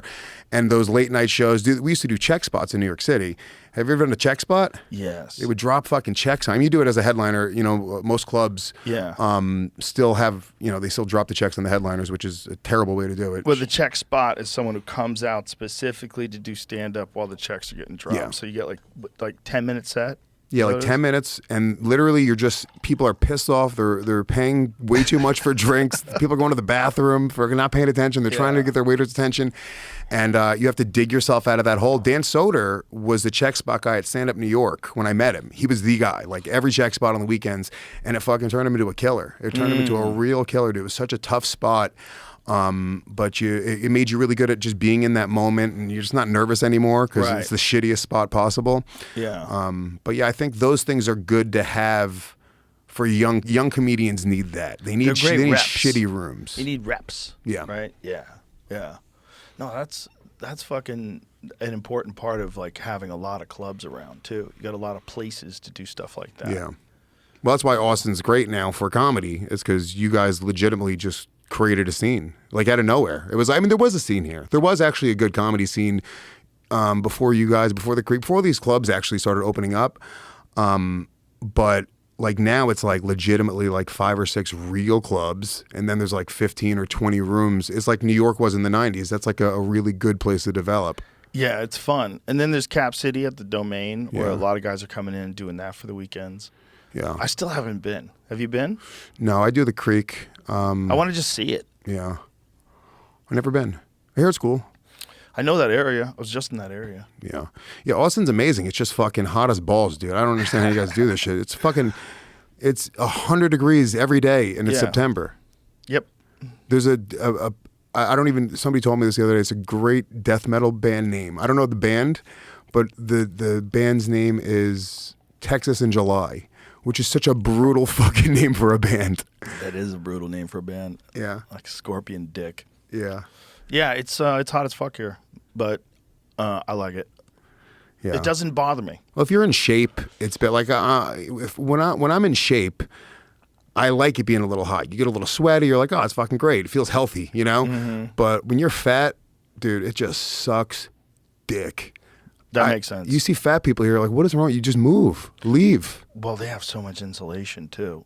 You're a really large person and you're just like thick with fat, like fat in your arms, fat everywhere. That's like you and I wearing like large coats, like thick, heavy coats everywhere you go. Like that's got to be a lot of insulation. Yeah. All that body fat, and then you're out in the heat cooking like a brisket. Brutal, dude. When my son's mother was pregnant, I weighed 320 pounds. Jesus. I got big. Jesus, we just ate the whole fucking time. Jesus. Yeah. And dude, being fat in New York City in the summertime is a nightmare. Wow. Walking up and down the subway stairs. I mean, it's really. How did you pull yourself out of that? Just diet and exercise. I've done it before. I was 320, 330 pounds in college. And then I started just started working out when I was like 26, 27. So when you were really young, you did it. You got that big. Yeah. When I was 19, I was like 330. How did you get that big at 19? I started smoking weed when I was like 17. And just eating everything. Dude, it was... dude. We just fucking... when you're broke, you have $10, right? Let's say you get together with 4 of your friends. We have $10 each. We come together with $40. $20 for a bag of weed and $20 to feed us. It's not like we got a pizza. We went and got like bags of chips and fucking candy bars, and like we just it was that summer. That's the first summer I started smoking weed. I blew the fuck up. But it was it was so great. I loved it so much, dude. I was straight edge. It was a point of pride that I had never done a drug. And I was like, no, I'm not into drugs. It's not cool. And then one day, me and my friends just decided that we were going to go smoke weed. Me and my buddy Dave Green, my buddy James Meekin, we were like, we're just going to do it. Let's just try it. We're about to graduate high school. Let's get stoned. And we were going to see Snowcore 2000. It was System of a Down, Incubus, Puya, and Mr. Bungle. It was a big metal show. And System of a Down was like my favorite band at the time. And we ended up just getting super stoned in my elementary school parking lot and then going to that concert that night and seeing like our favorite bands just high for the first time. It was just the perfect, like, dude, I laughed so fucking hard the first time I got high. And I just fell in love with it. It was just this thing. I connected with it. I just never stopped really smoking since then. There's been a couple times where I've taken breaks, but it was like fucking, I loved it. I really loved it. I think it hits everybody different. It's the only thing that makes sense to me. It hits everybody's mind, everybody's body different. Some people, it's just not for them, and I get it. Yeah. But the fact that it's illegal just drives me crazy. It's so stupid. Didn't the Biden administration consider bringing it down to instead of a Schedule 1, they were talking about making it a Schedule 3? How many states is it legal in at this point? Because I feel like it's legal almost everywhere I go. It's legal most states now. Yeah, like recreational. I think it's like more than 30. Jersey and New York are both recreationally legal.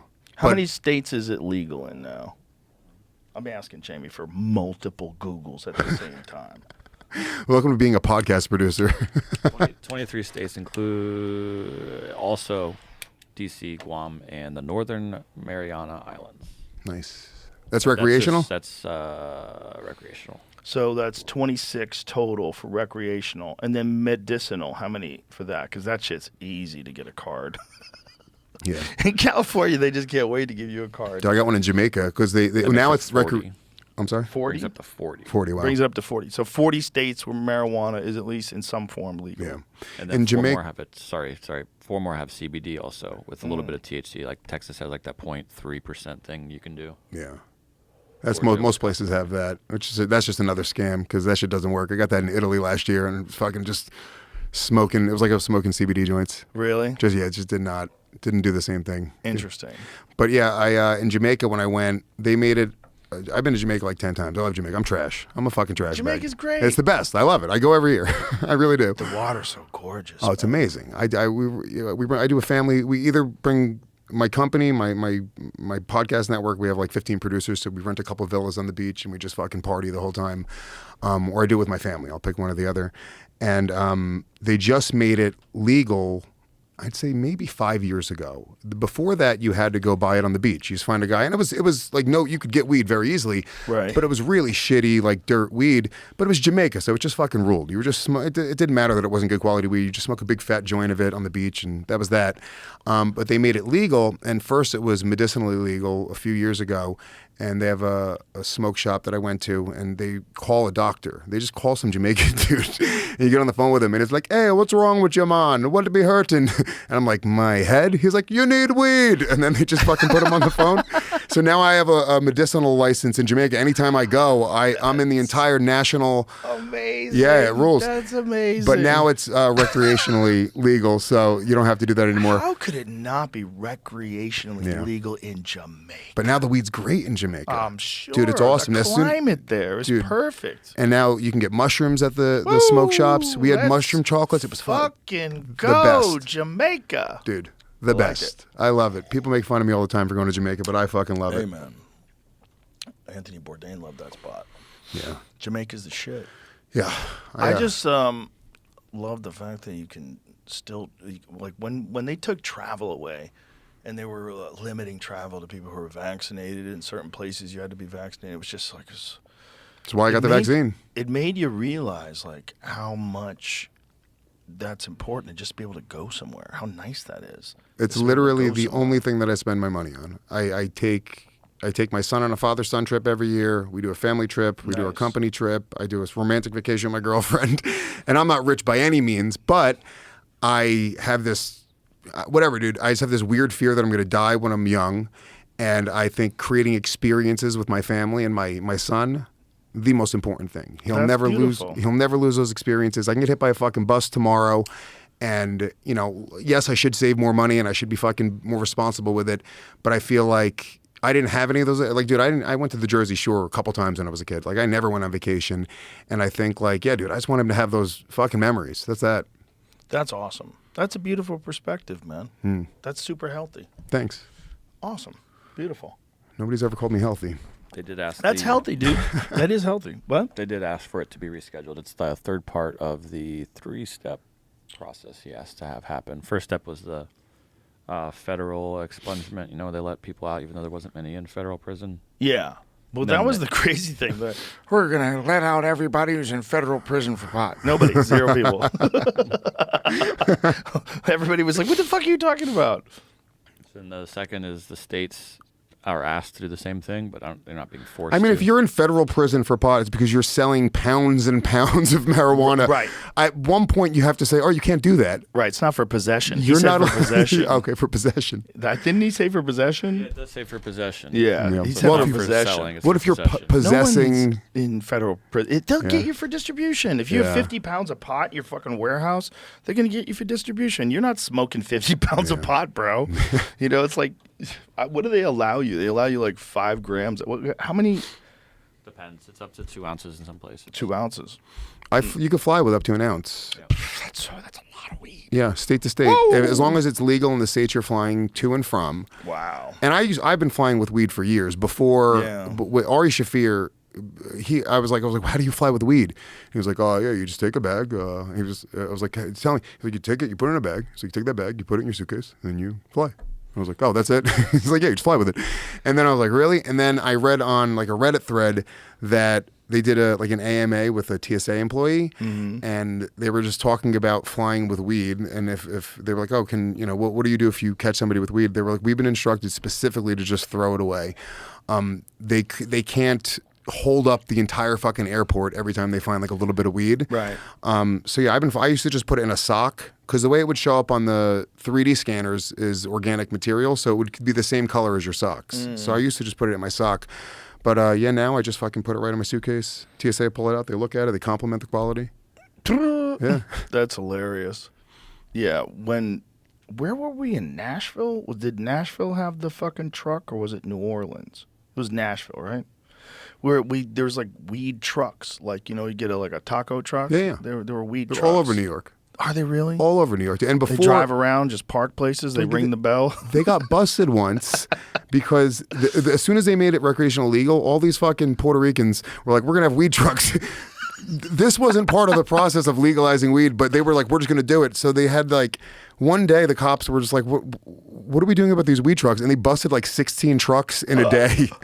And they I don't even think they arrested the guys. They just literally confiscated everything and they held it as like evidence and like, but I think all those guys made like a ton. It was like a smash and grab. They made a ton of money very quickly. But if you could sell weed, why can't you sell weed out of a truck? You don't have a Because license they to operate a truck? not licensed. It's right now in New York.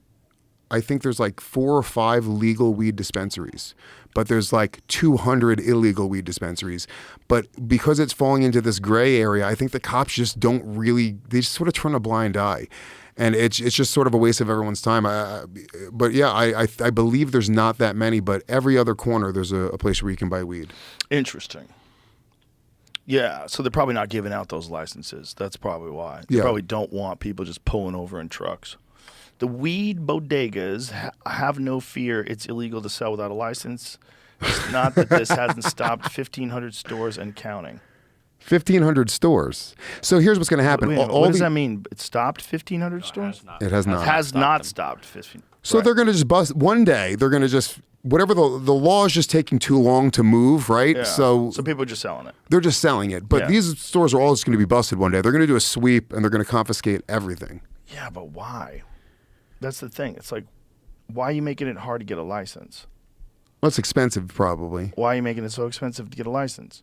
Maybe you would have more money if you charged a reasonable amount and you actually went and got it from these people. Mm-hmm. Instead of these people operating. But then again, New York is like that. Like, there's a lot of people that are going to operate under the wire. And even if it was $5 for a license, like, fuck you. Well, I buy it on the black market still because it's a lot cheaper. So if I buy dabs, like some sort of distillate, it's like $90 a gram at a dispensary.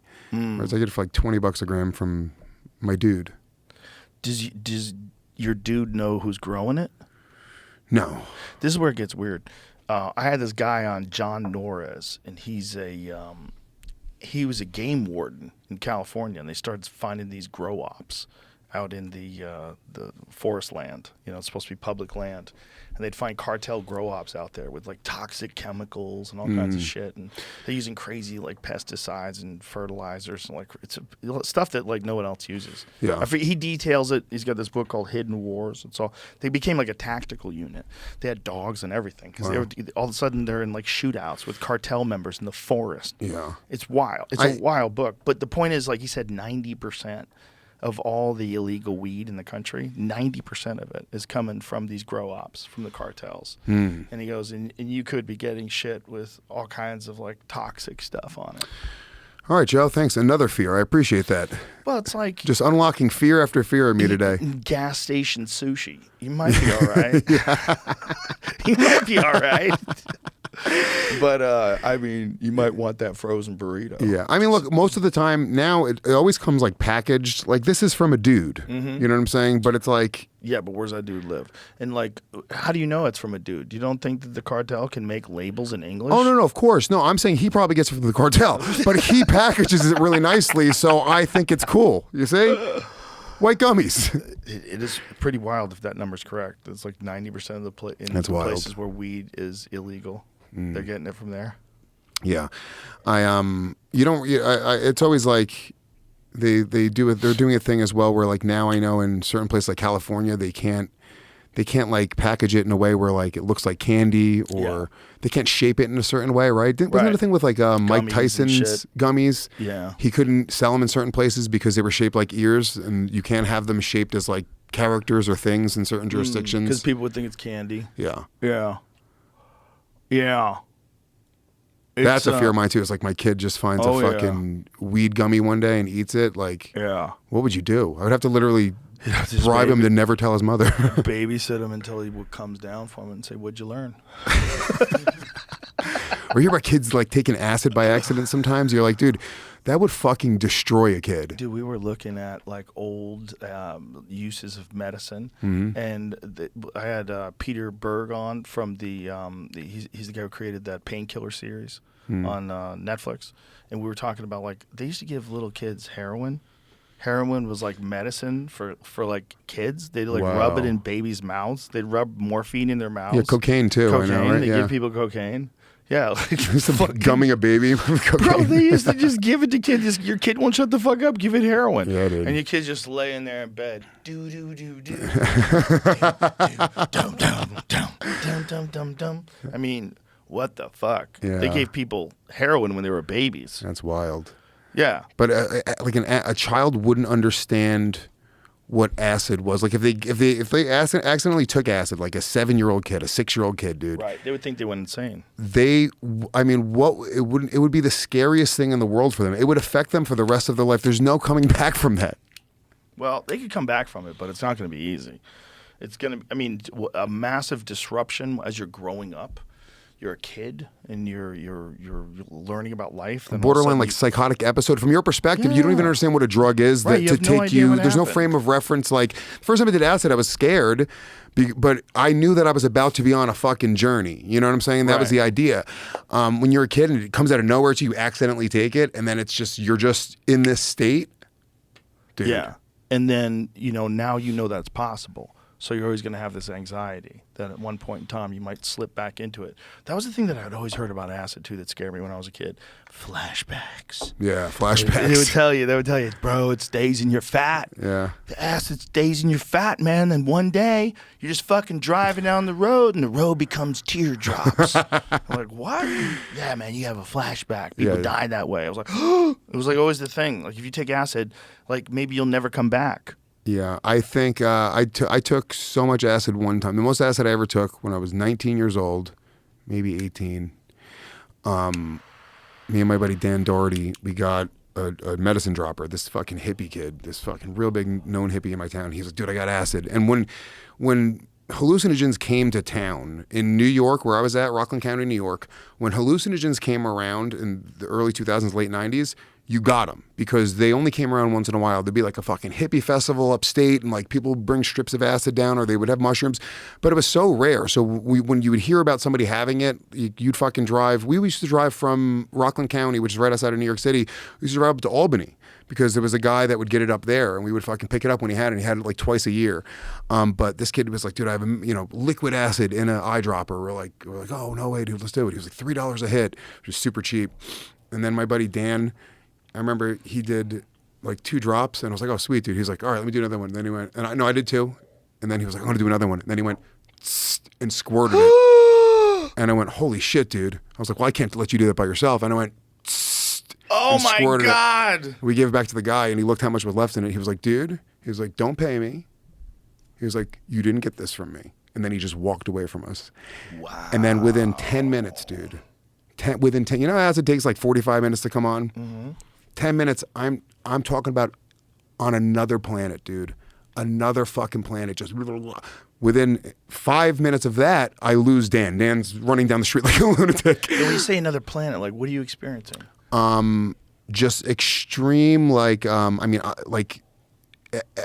even remember most of the trip, but I remember I saw a friend and they got in their car and the lights from the car, it was like I was on a spaceship, dude. It was just like the music. And I mean, it was just like the hardest I've ever tripped by far. And it's everything, like the visuals, the sounds, the feeling, but such an intense trip, like scary. It started becoming really scary, started going down the road where, everything is everything. Like that was my conclusion, was like that life is death and death is life. And, sound is the same thing as a fucking table, right. Just being a fucking lunatic. And I remember like starting to think, it kept on coming into my head to kill myself because I wanted, that's an experience that I can only experience once. It was like just really scary fucking thoughts.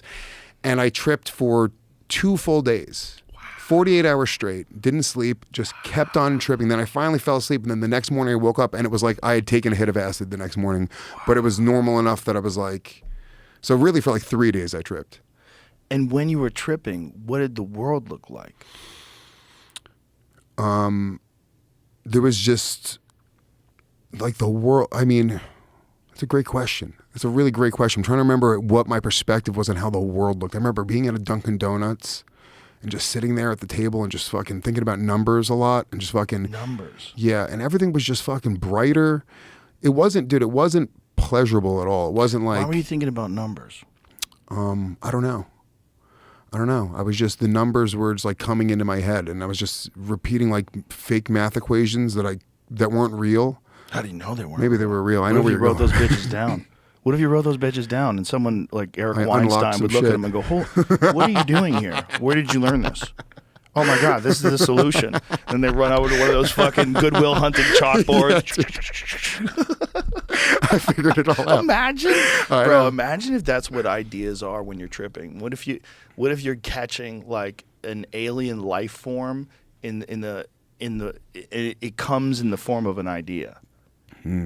I've thought about this a lot. I know it's a stupid premise, but everything that people have made ever has come from ideas.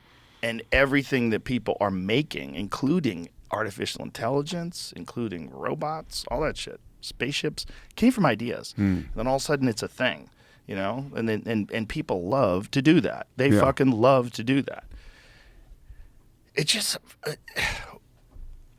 I just feels like where this is going, it's so clear that we're making robots that are going to take over. Right. Like, how clear is it?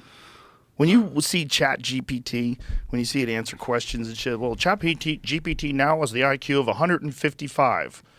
But a Chat GPT 5 is going to have an IQ of 1,000 or what is Yeah. Chat GPT 5's IQ? It's going to be something ridiculous. Yeah. Where now it's going to start manipulating us. Oh, it's all for funsies. I would like to think that is just like a crazy conspiracy theory, but people who really know that like really are in the know are like, no, this is going to happen. It's on its way, kids. You're going to have a robot overlord. Yeah. Why would we have a human president? Look at the last human president we had. He's getting tripped by ghosts. Yeah. We need a robot overlord. What if, I'll tell you what this if the much, that election robot runs will- chaos, right? Chaos. There's the fucking the Biden camp claims that they won. The Trump camp claims that they won, and there's fucking holdouts in the Senate, and there's fucking chaos in the streets, and rocks are flying. And at the same time, artificial intelligence reaches a solution that instead of human beings with their fragile emotions and egos, why don't we govern with logic and intelligence based on all the known facts? Yeah. In a way that's beneficial to everyone, both robots and people. Let us run things. Sit back. We Relax. just stop all the wars. We can stop all nuclear bombs from ever being deployed. Yeah. We also can go and disarm all these countries. Or we can arm every nuke right now and fucking point it at all the humans. Yeah. Yeah, that's the big fear, right? Is that they'd fucking No. The big fear is it would be really simple to kill off the human race. All they would have to do ethically is stop us from having babies. yeah. That's it. So poison the food supply, give them microplastics so their dicks shrink and the females have more miscarriages, and then slowly get them to this weakened state where they don't have any hormones. Yeah. Where there are no men, there are no women. Yes, There's just a lot of they thems, a Just whole society of blobs. people that don't. That's another. You hear like Yes. women like they flex about not like having kids. That's a Yeah. big thing that happens on like TikTok and the internet. If the robots did that, we would just never have kids, and that would be it. Yeah. We would die off. We would die off in a couple hundred years. It wouldn't take long at all. No, not even a couple hundred years. Like 100 years. Well, there would be people that were still alive that probably had kids, and those kids had to die. It wouldn't be as simple as everybody who's alive. It would be you like if they're gonna do that, what they're gonna do is they're gonna make all the kids sterile. They're gonna give you enough of these if I'm plotting, if I'm artificial intelligence, Right. I'm gonna use all these contaminants. I'm gonna make them readily available and cheaper than natural uses, like things like pesticides and herbicides and shit like that. These fucking things that get into the water and ruin everything. I'm going to make sure that these people figure that out, make sure that that's cheaper. So if it's cheaper, they're going to use that. And so that'll fuck them up. And then make sure they start using plastic for things. That'll fuck them up. And then slowly but surely, as it becomes alive and sentient, you deal with this like just demoralized version of the human species. Yeah. Just this weakened state, sedentary, staring at screens all day version of the human species, which is way easier to just take over in a wave. And then those people never have kids. No one else has kids. And within 150 years or so, no more people. That's it.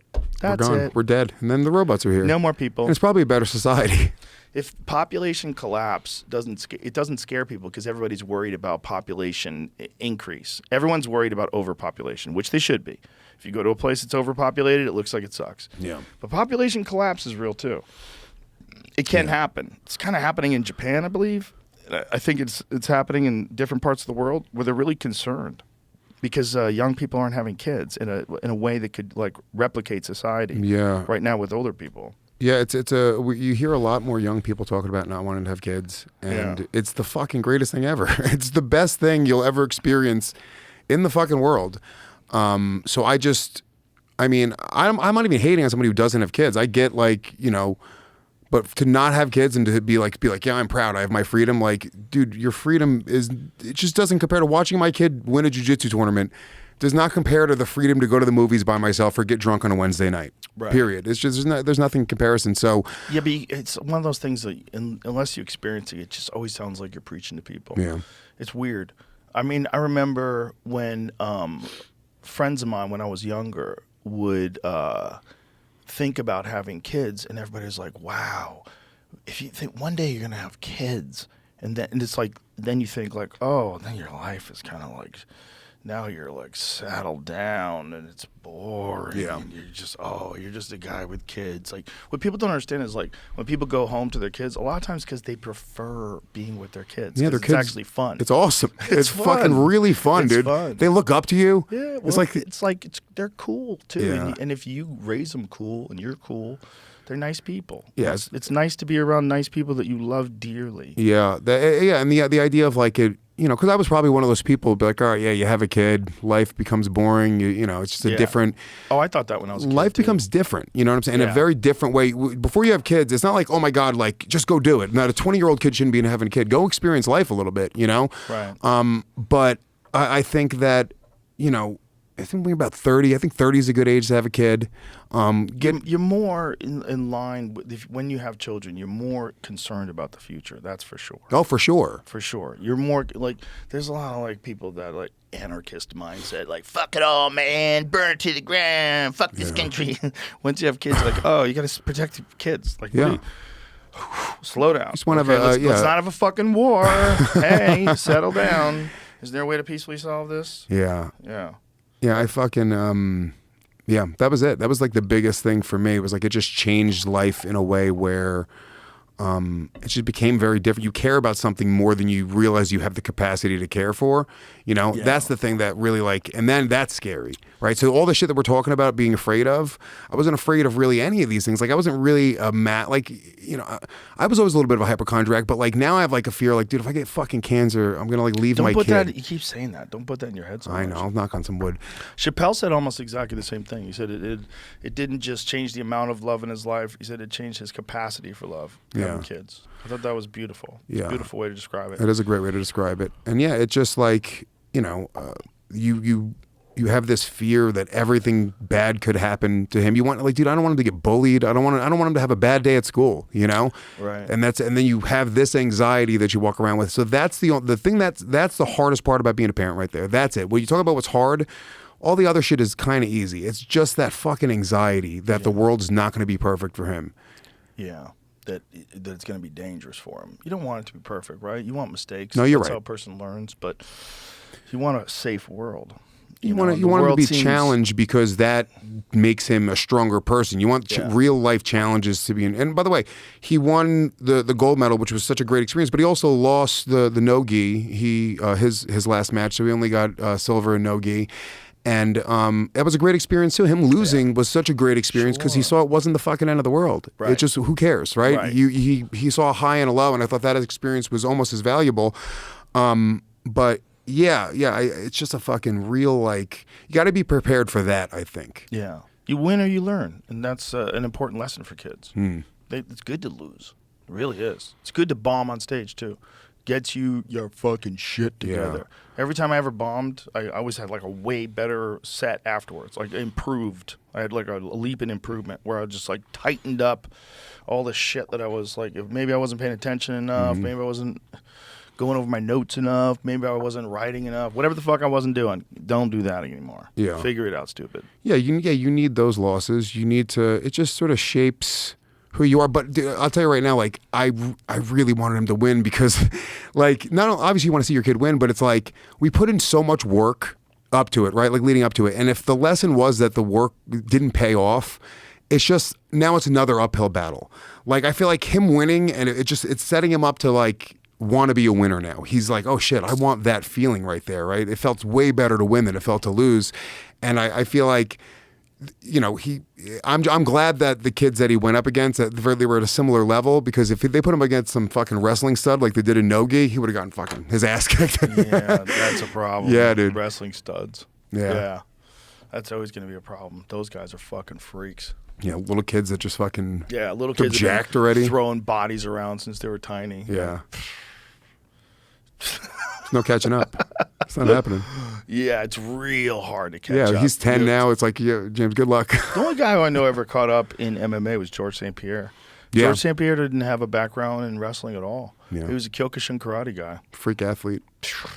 Yeah, he started like doing like gymnastics and shit Yeah. at the end to like to Yeah. condition his body, and that's like, I mean, he was literally the best. He was so smart doing that. His like approach to training was so smart, so interesting that he did that. But if you it makes sense, if you watch those fucking gymnasts, who looks more jacked than those guys? Yeah. Especially those dudes on the rings. Like, what the fuck, man? Yeah. That's like literally the perfect physique.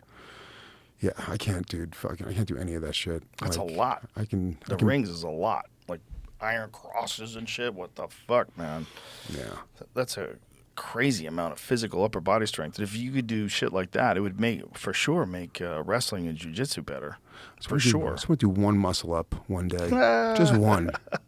Can you do that, Joe? Can you do muscle ups? Yeah. You son of a bitch. Yeah, you just swing your leg forward. You got to know how to do it right, too. Yeah. You get to the top, and you swing your leg forward, and then as your leg comes up, you press up, Yeah. down. Oh, that's it? All right. Yeah. You don't try to do it from a dead hang, although some people can. Like Hector Lombard can do it from a fucking dead hang. Yeah. He's just a freak athlete. And he just does like that. Fucking, who Yeah. you fucking, I'm Hector Lombard, motherfucker. Yeah, dude, I need to fucking. I'm getting back in shape now, and I just fucking. Yeah, I mean, I just want to be able to do shit like that. But I'm doing a lot of boxing right now. I'm boxing another comedian in a couple months from now, and so I'm not lifting any weights at all. So I'm just doing like tons and tons of cardio. So I fucking look like a fucking soft piece of shit right now. You should do some physical exercise just to protect your joints. Yeah. Especially you're doing a lot of boxing. I always recommend like some shoulder mobility exercises. Just like, even if you're only doing it once or twice a week, that can make a big difference in like maintaining muscle. Mm-hmm. You know, you're better off having some strength in your joints. You know, especially when you're throwing punches. Yeah. It's like you want to kind of keep everything strong. You know, like if you have weak joints, it can be very dangerous. Many guys have fucked their shoulders up boxing. Yeah. Just miss a punch, catch a punch on an elbow, and blow something out. Yeah. You know, it happens all the time. Yeah, no, I know. I'm too old to be doing this shit, but I can't motivate to get in shape unless I'm fighting one of my friends. That's hilarious. That's hilarious. Yeah, I really, whatever. I need some sort of like peripheral goal, you know, where the being in shape is like almost a side benefit of it, because just being in shape, you know, I'm in a relationship, I'm older, I'm a dad. It's not enough of a motivation, Right. you know. Well, that's where jiu-jitsu comes in, right? Yeah. Because it's fun, and So fun. you're getting in shape while you're doing something that's fun, and Yeah. it's interesting. Like you're learning new things. Like, oh, if you put your foot there, boom, the guy just goes over. Wow! And then you try it in live training, and it happens. Like, wow! Now I have a new technique in my arsenal. This Yeah. is incredible. And then you drill it with your friends. You practice on each other. I mean, that is so huge about that sport because it's so multifaceted. And literally, the more you know, the better you are at it. It's like not that much dependent on physical strength. Yeah. Like, physical strength is only one aspect of it. There's people that are way weaker than me that are way better than me. Well, there's also like it's so customizable for body types, your Yes. mentality. Like it Yes. there's just you know, there's certain things that my body type it just doesn't work for, right? And you adapt, you know, to whatever it is, and you can get really good, even if you're not a super athletic dude. You just see it. There's like a real fucking skinny dweeby guy, and he's a fucking brown belt, and he's like, oh no, this guy will choke the fuck out of anybody in the here. fuck out of you. Yeah. It's like 140-pound guys that'll just kill you. Oh my god. Oh, we'll fucking destroy you, It's so demoralizing. dude. Oh my god. Yeah, but that's the reality of this sport. Yeah. It's and I think it's beautiful because it's the only martial art that does as advertised. Because martial arts, the whole idea is like if you were Bruce Lee, like when I was a kid, Bruce Lee was the fucking man. I remember I saw a Bruce Lee movie when I was a little kid. I was over at my friend's house, and it was on television. I couldn't believe it. Like, look at this guy. Yeah. Like, I wanted to get nunchucks. I wanted to do it. But the reality of like a bunch of people rushing you, like, now this one comes at you. Now that guy goes, no. In the real world, people just fucking pile on top of you. And no one can really, if they're a smaller person, you're probably in a lot of trouble if someone's bigger and stronger than you in like a wild fisticuffs situation. But in jiu-jitsu, the smaller person really can defeat the larger unskilled person all the time. Every time. Every time. Every time. That's not the case Yeah. in Unless we said it before. If it's a freak athlete, you get a big Right. professional football player, right? Right. I mean, you got to be. This little Right. guy better be real good, right? Real good. But yeah. But like, like every time, I was reading some book and it was just like, they were just talking about like, if you get to your blue belt, you can literally with your hands murder like 90% of the people you encounter in life. Yeah, it makes sense. Like somewhere around there. Yeah, like and that's like, not that you want to murder people, but I'm saying like you like defend to the death, dude. And when you talk about martial arts, like jujitsu is like, you can choke somebody to death. You can break their fucking limbs. Like it is pretty hardcore when you really to its fullest, like when it's not respectful and you're tapping. And if it's used for what it was initially used for, I mean, it's a really brutal martial art. And here's what's important. You use it exactly the same way in training as you do on the street. So the problem with striking martial arts were, if you were sparring, particularly if you're sparring with your friends, you always pulled back. Like you never tried to knock your friends out. You always like at least something pulled back. In jiu-jitsu, you go full blast. Yeah. So you're going full blast together. And you're constantly used to someone going full blast. So if you're on the street and all of a sudden there's some fucking altercation and you're clinching with a guy, it's automatic. Instinctual, that's it. Automatic. And you're going against usually a guy that is either your level or better than you, which is like, it's just the way it's like designed. Like you're just really designed, iron sharpens iron, and you're going with guys that it's built. It's like comedy. It really is, because you can't fake it. You can't fake it. You have to have the stage time. You have to have the reps. You have to have the mat time, and that's the big parallel between those two. And I think that's why a lot of comedians do jujitsu and they can get into that mentality. Is that right there? It's also great to it kills anxiety. Yeah, kills anxiety. Yeah, if you get good at jujitsu, like first of all, your physical worry about taking care of yourself diminishes somewhat. Yeah, because you're like, oh, I'm like more confident with people than I ever thought I was before, because I'm not really worried about people beating me up. Yeah. Right. And then on top of that, you're training a lot, so that you're always like just fucking squeezing those demons out. Yeah. For a lot of people, that's what's holding them. But their body is like this overflowing battery of anxiety and energy that's not being met, and fucking needs that aren't being fed, and shitty food. And they're just like, wah! And if you could get those fucking people to get out of that and start training something healthy. And in jiu-jitsu, the beautiful thing about it is it's fun to do. So you look forward to doing it. You look forward to working out. It's all interconnected. And working out is very similar to it. I think jiu-jitsu is easier for me to get motivated with.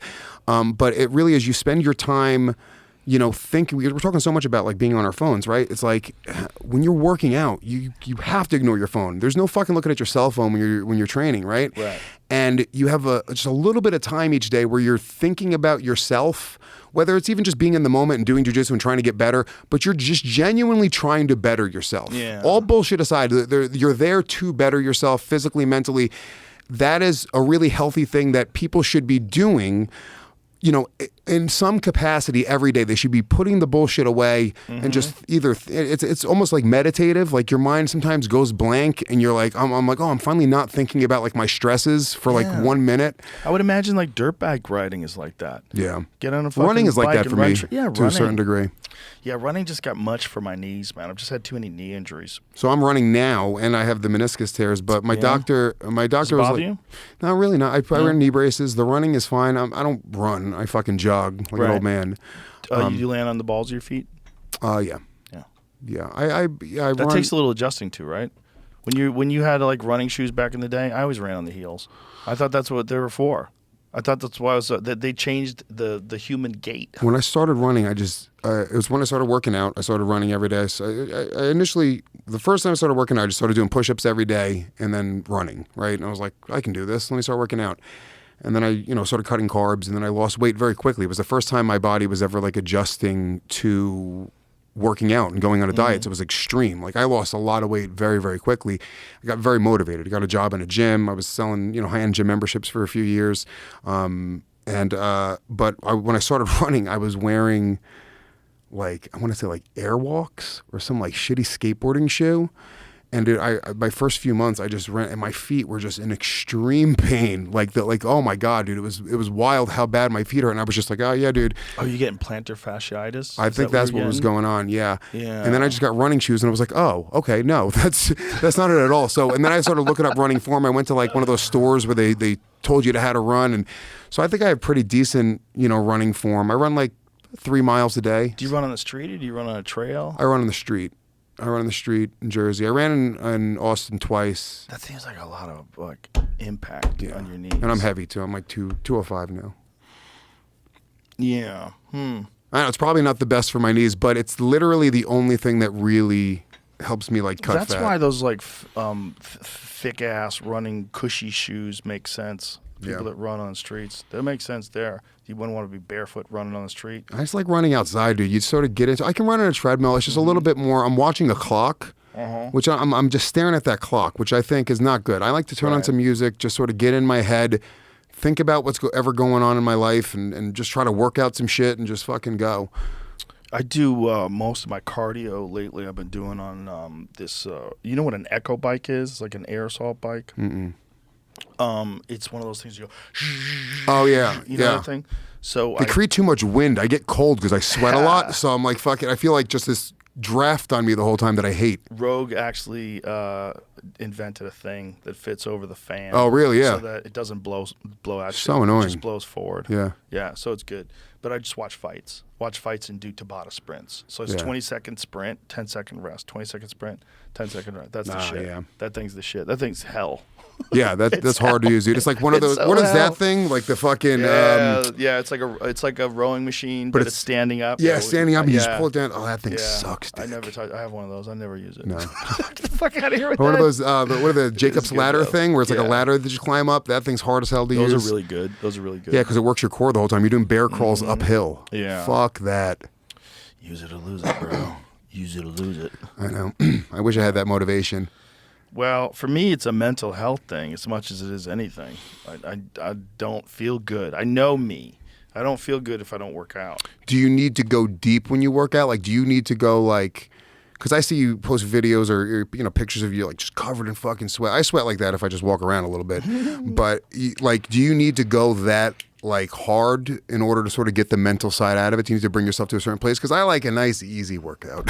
Yeah, I don't do many of those nice easy ones. Yeah. I do long ones because when I do kettlebells, generally I subscribe to the idea that more reps over a longer period of time is better than less reps over a shorter period of time if you're just trying to get strength and not muscle endurance.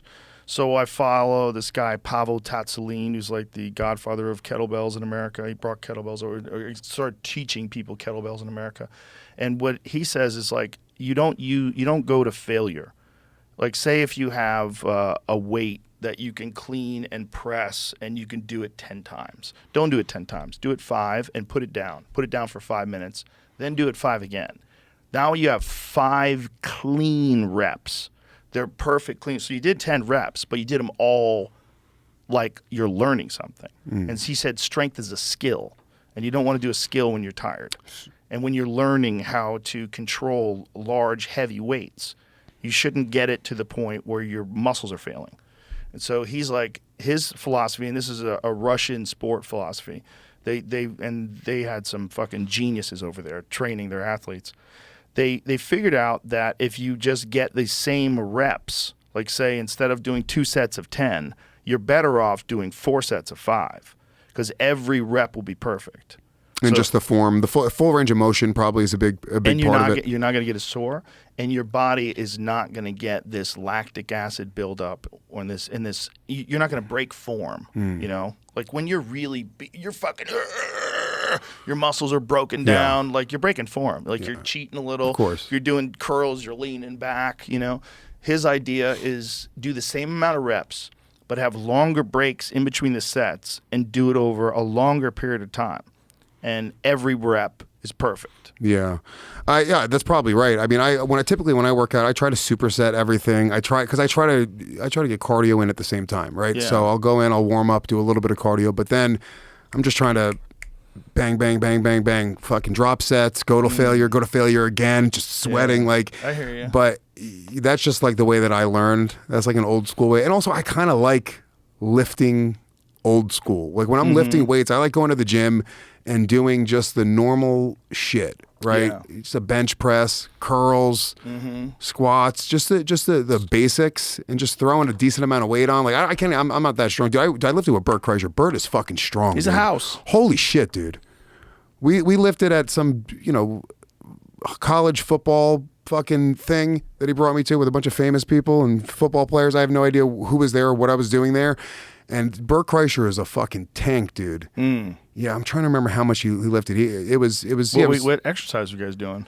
We were benching. Yeah, he did, I think, 2 plates on each side, but he did like, I want to say 15 reps. Really? Like it was nothing. It was fucking crazy. We had a sober October here once, and we all got hammered. We went out to lift weights, and none of them could even do 225. Oh, really? So the fact that he goes from 225 then to be able to do it 15 Oh, yeah. times At now, least 10. least With 10. ease. It's 10 times. Yeah. 10 times. With ease. That's impressive. Yeah. I was like, he was fucking, dude, he was hitting baseballs and he was just fucking cracking them, dude. Yeah, if he wasn't an alcoholic, he would be a fucking serious athlete. That's probably what's kept him so healthy this whole time while he's boozing up a storm. 225 10 times. Yeah, dude. Here it is. It was wild. Yeah, this is it. 1.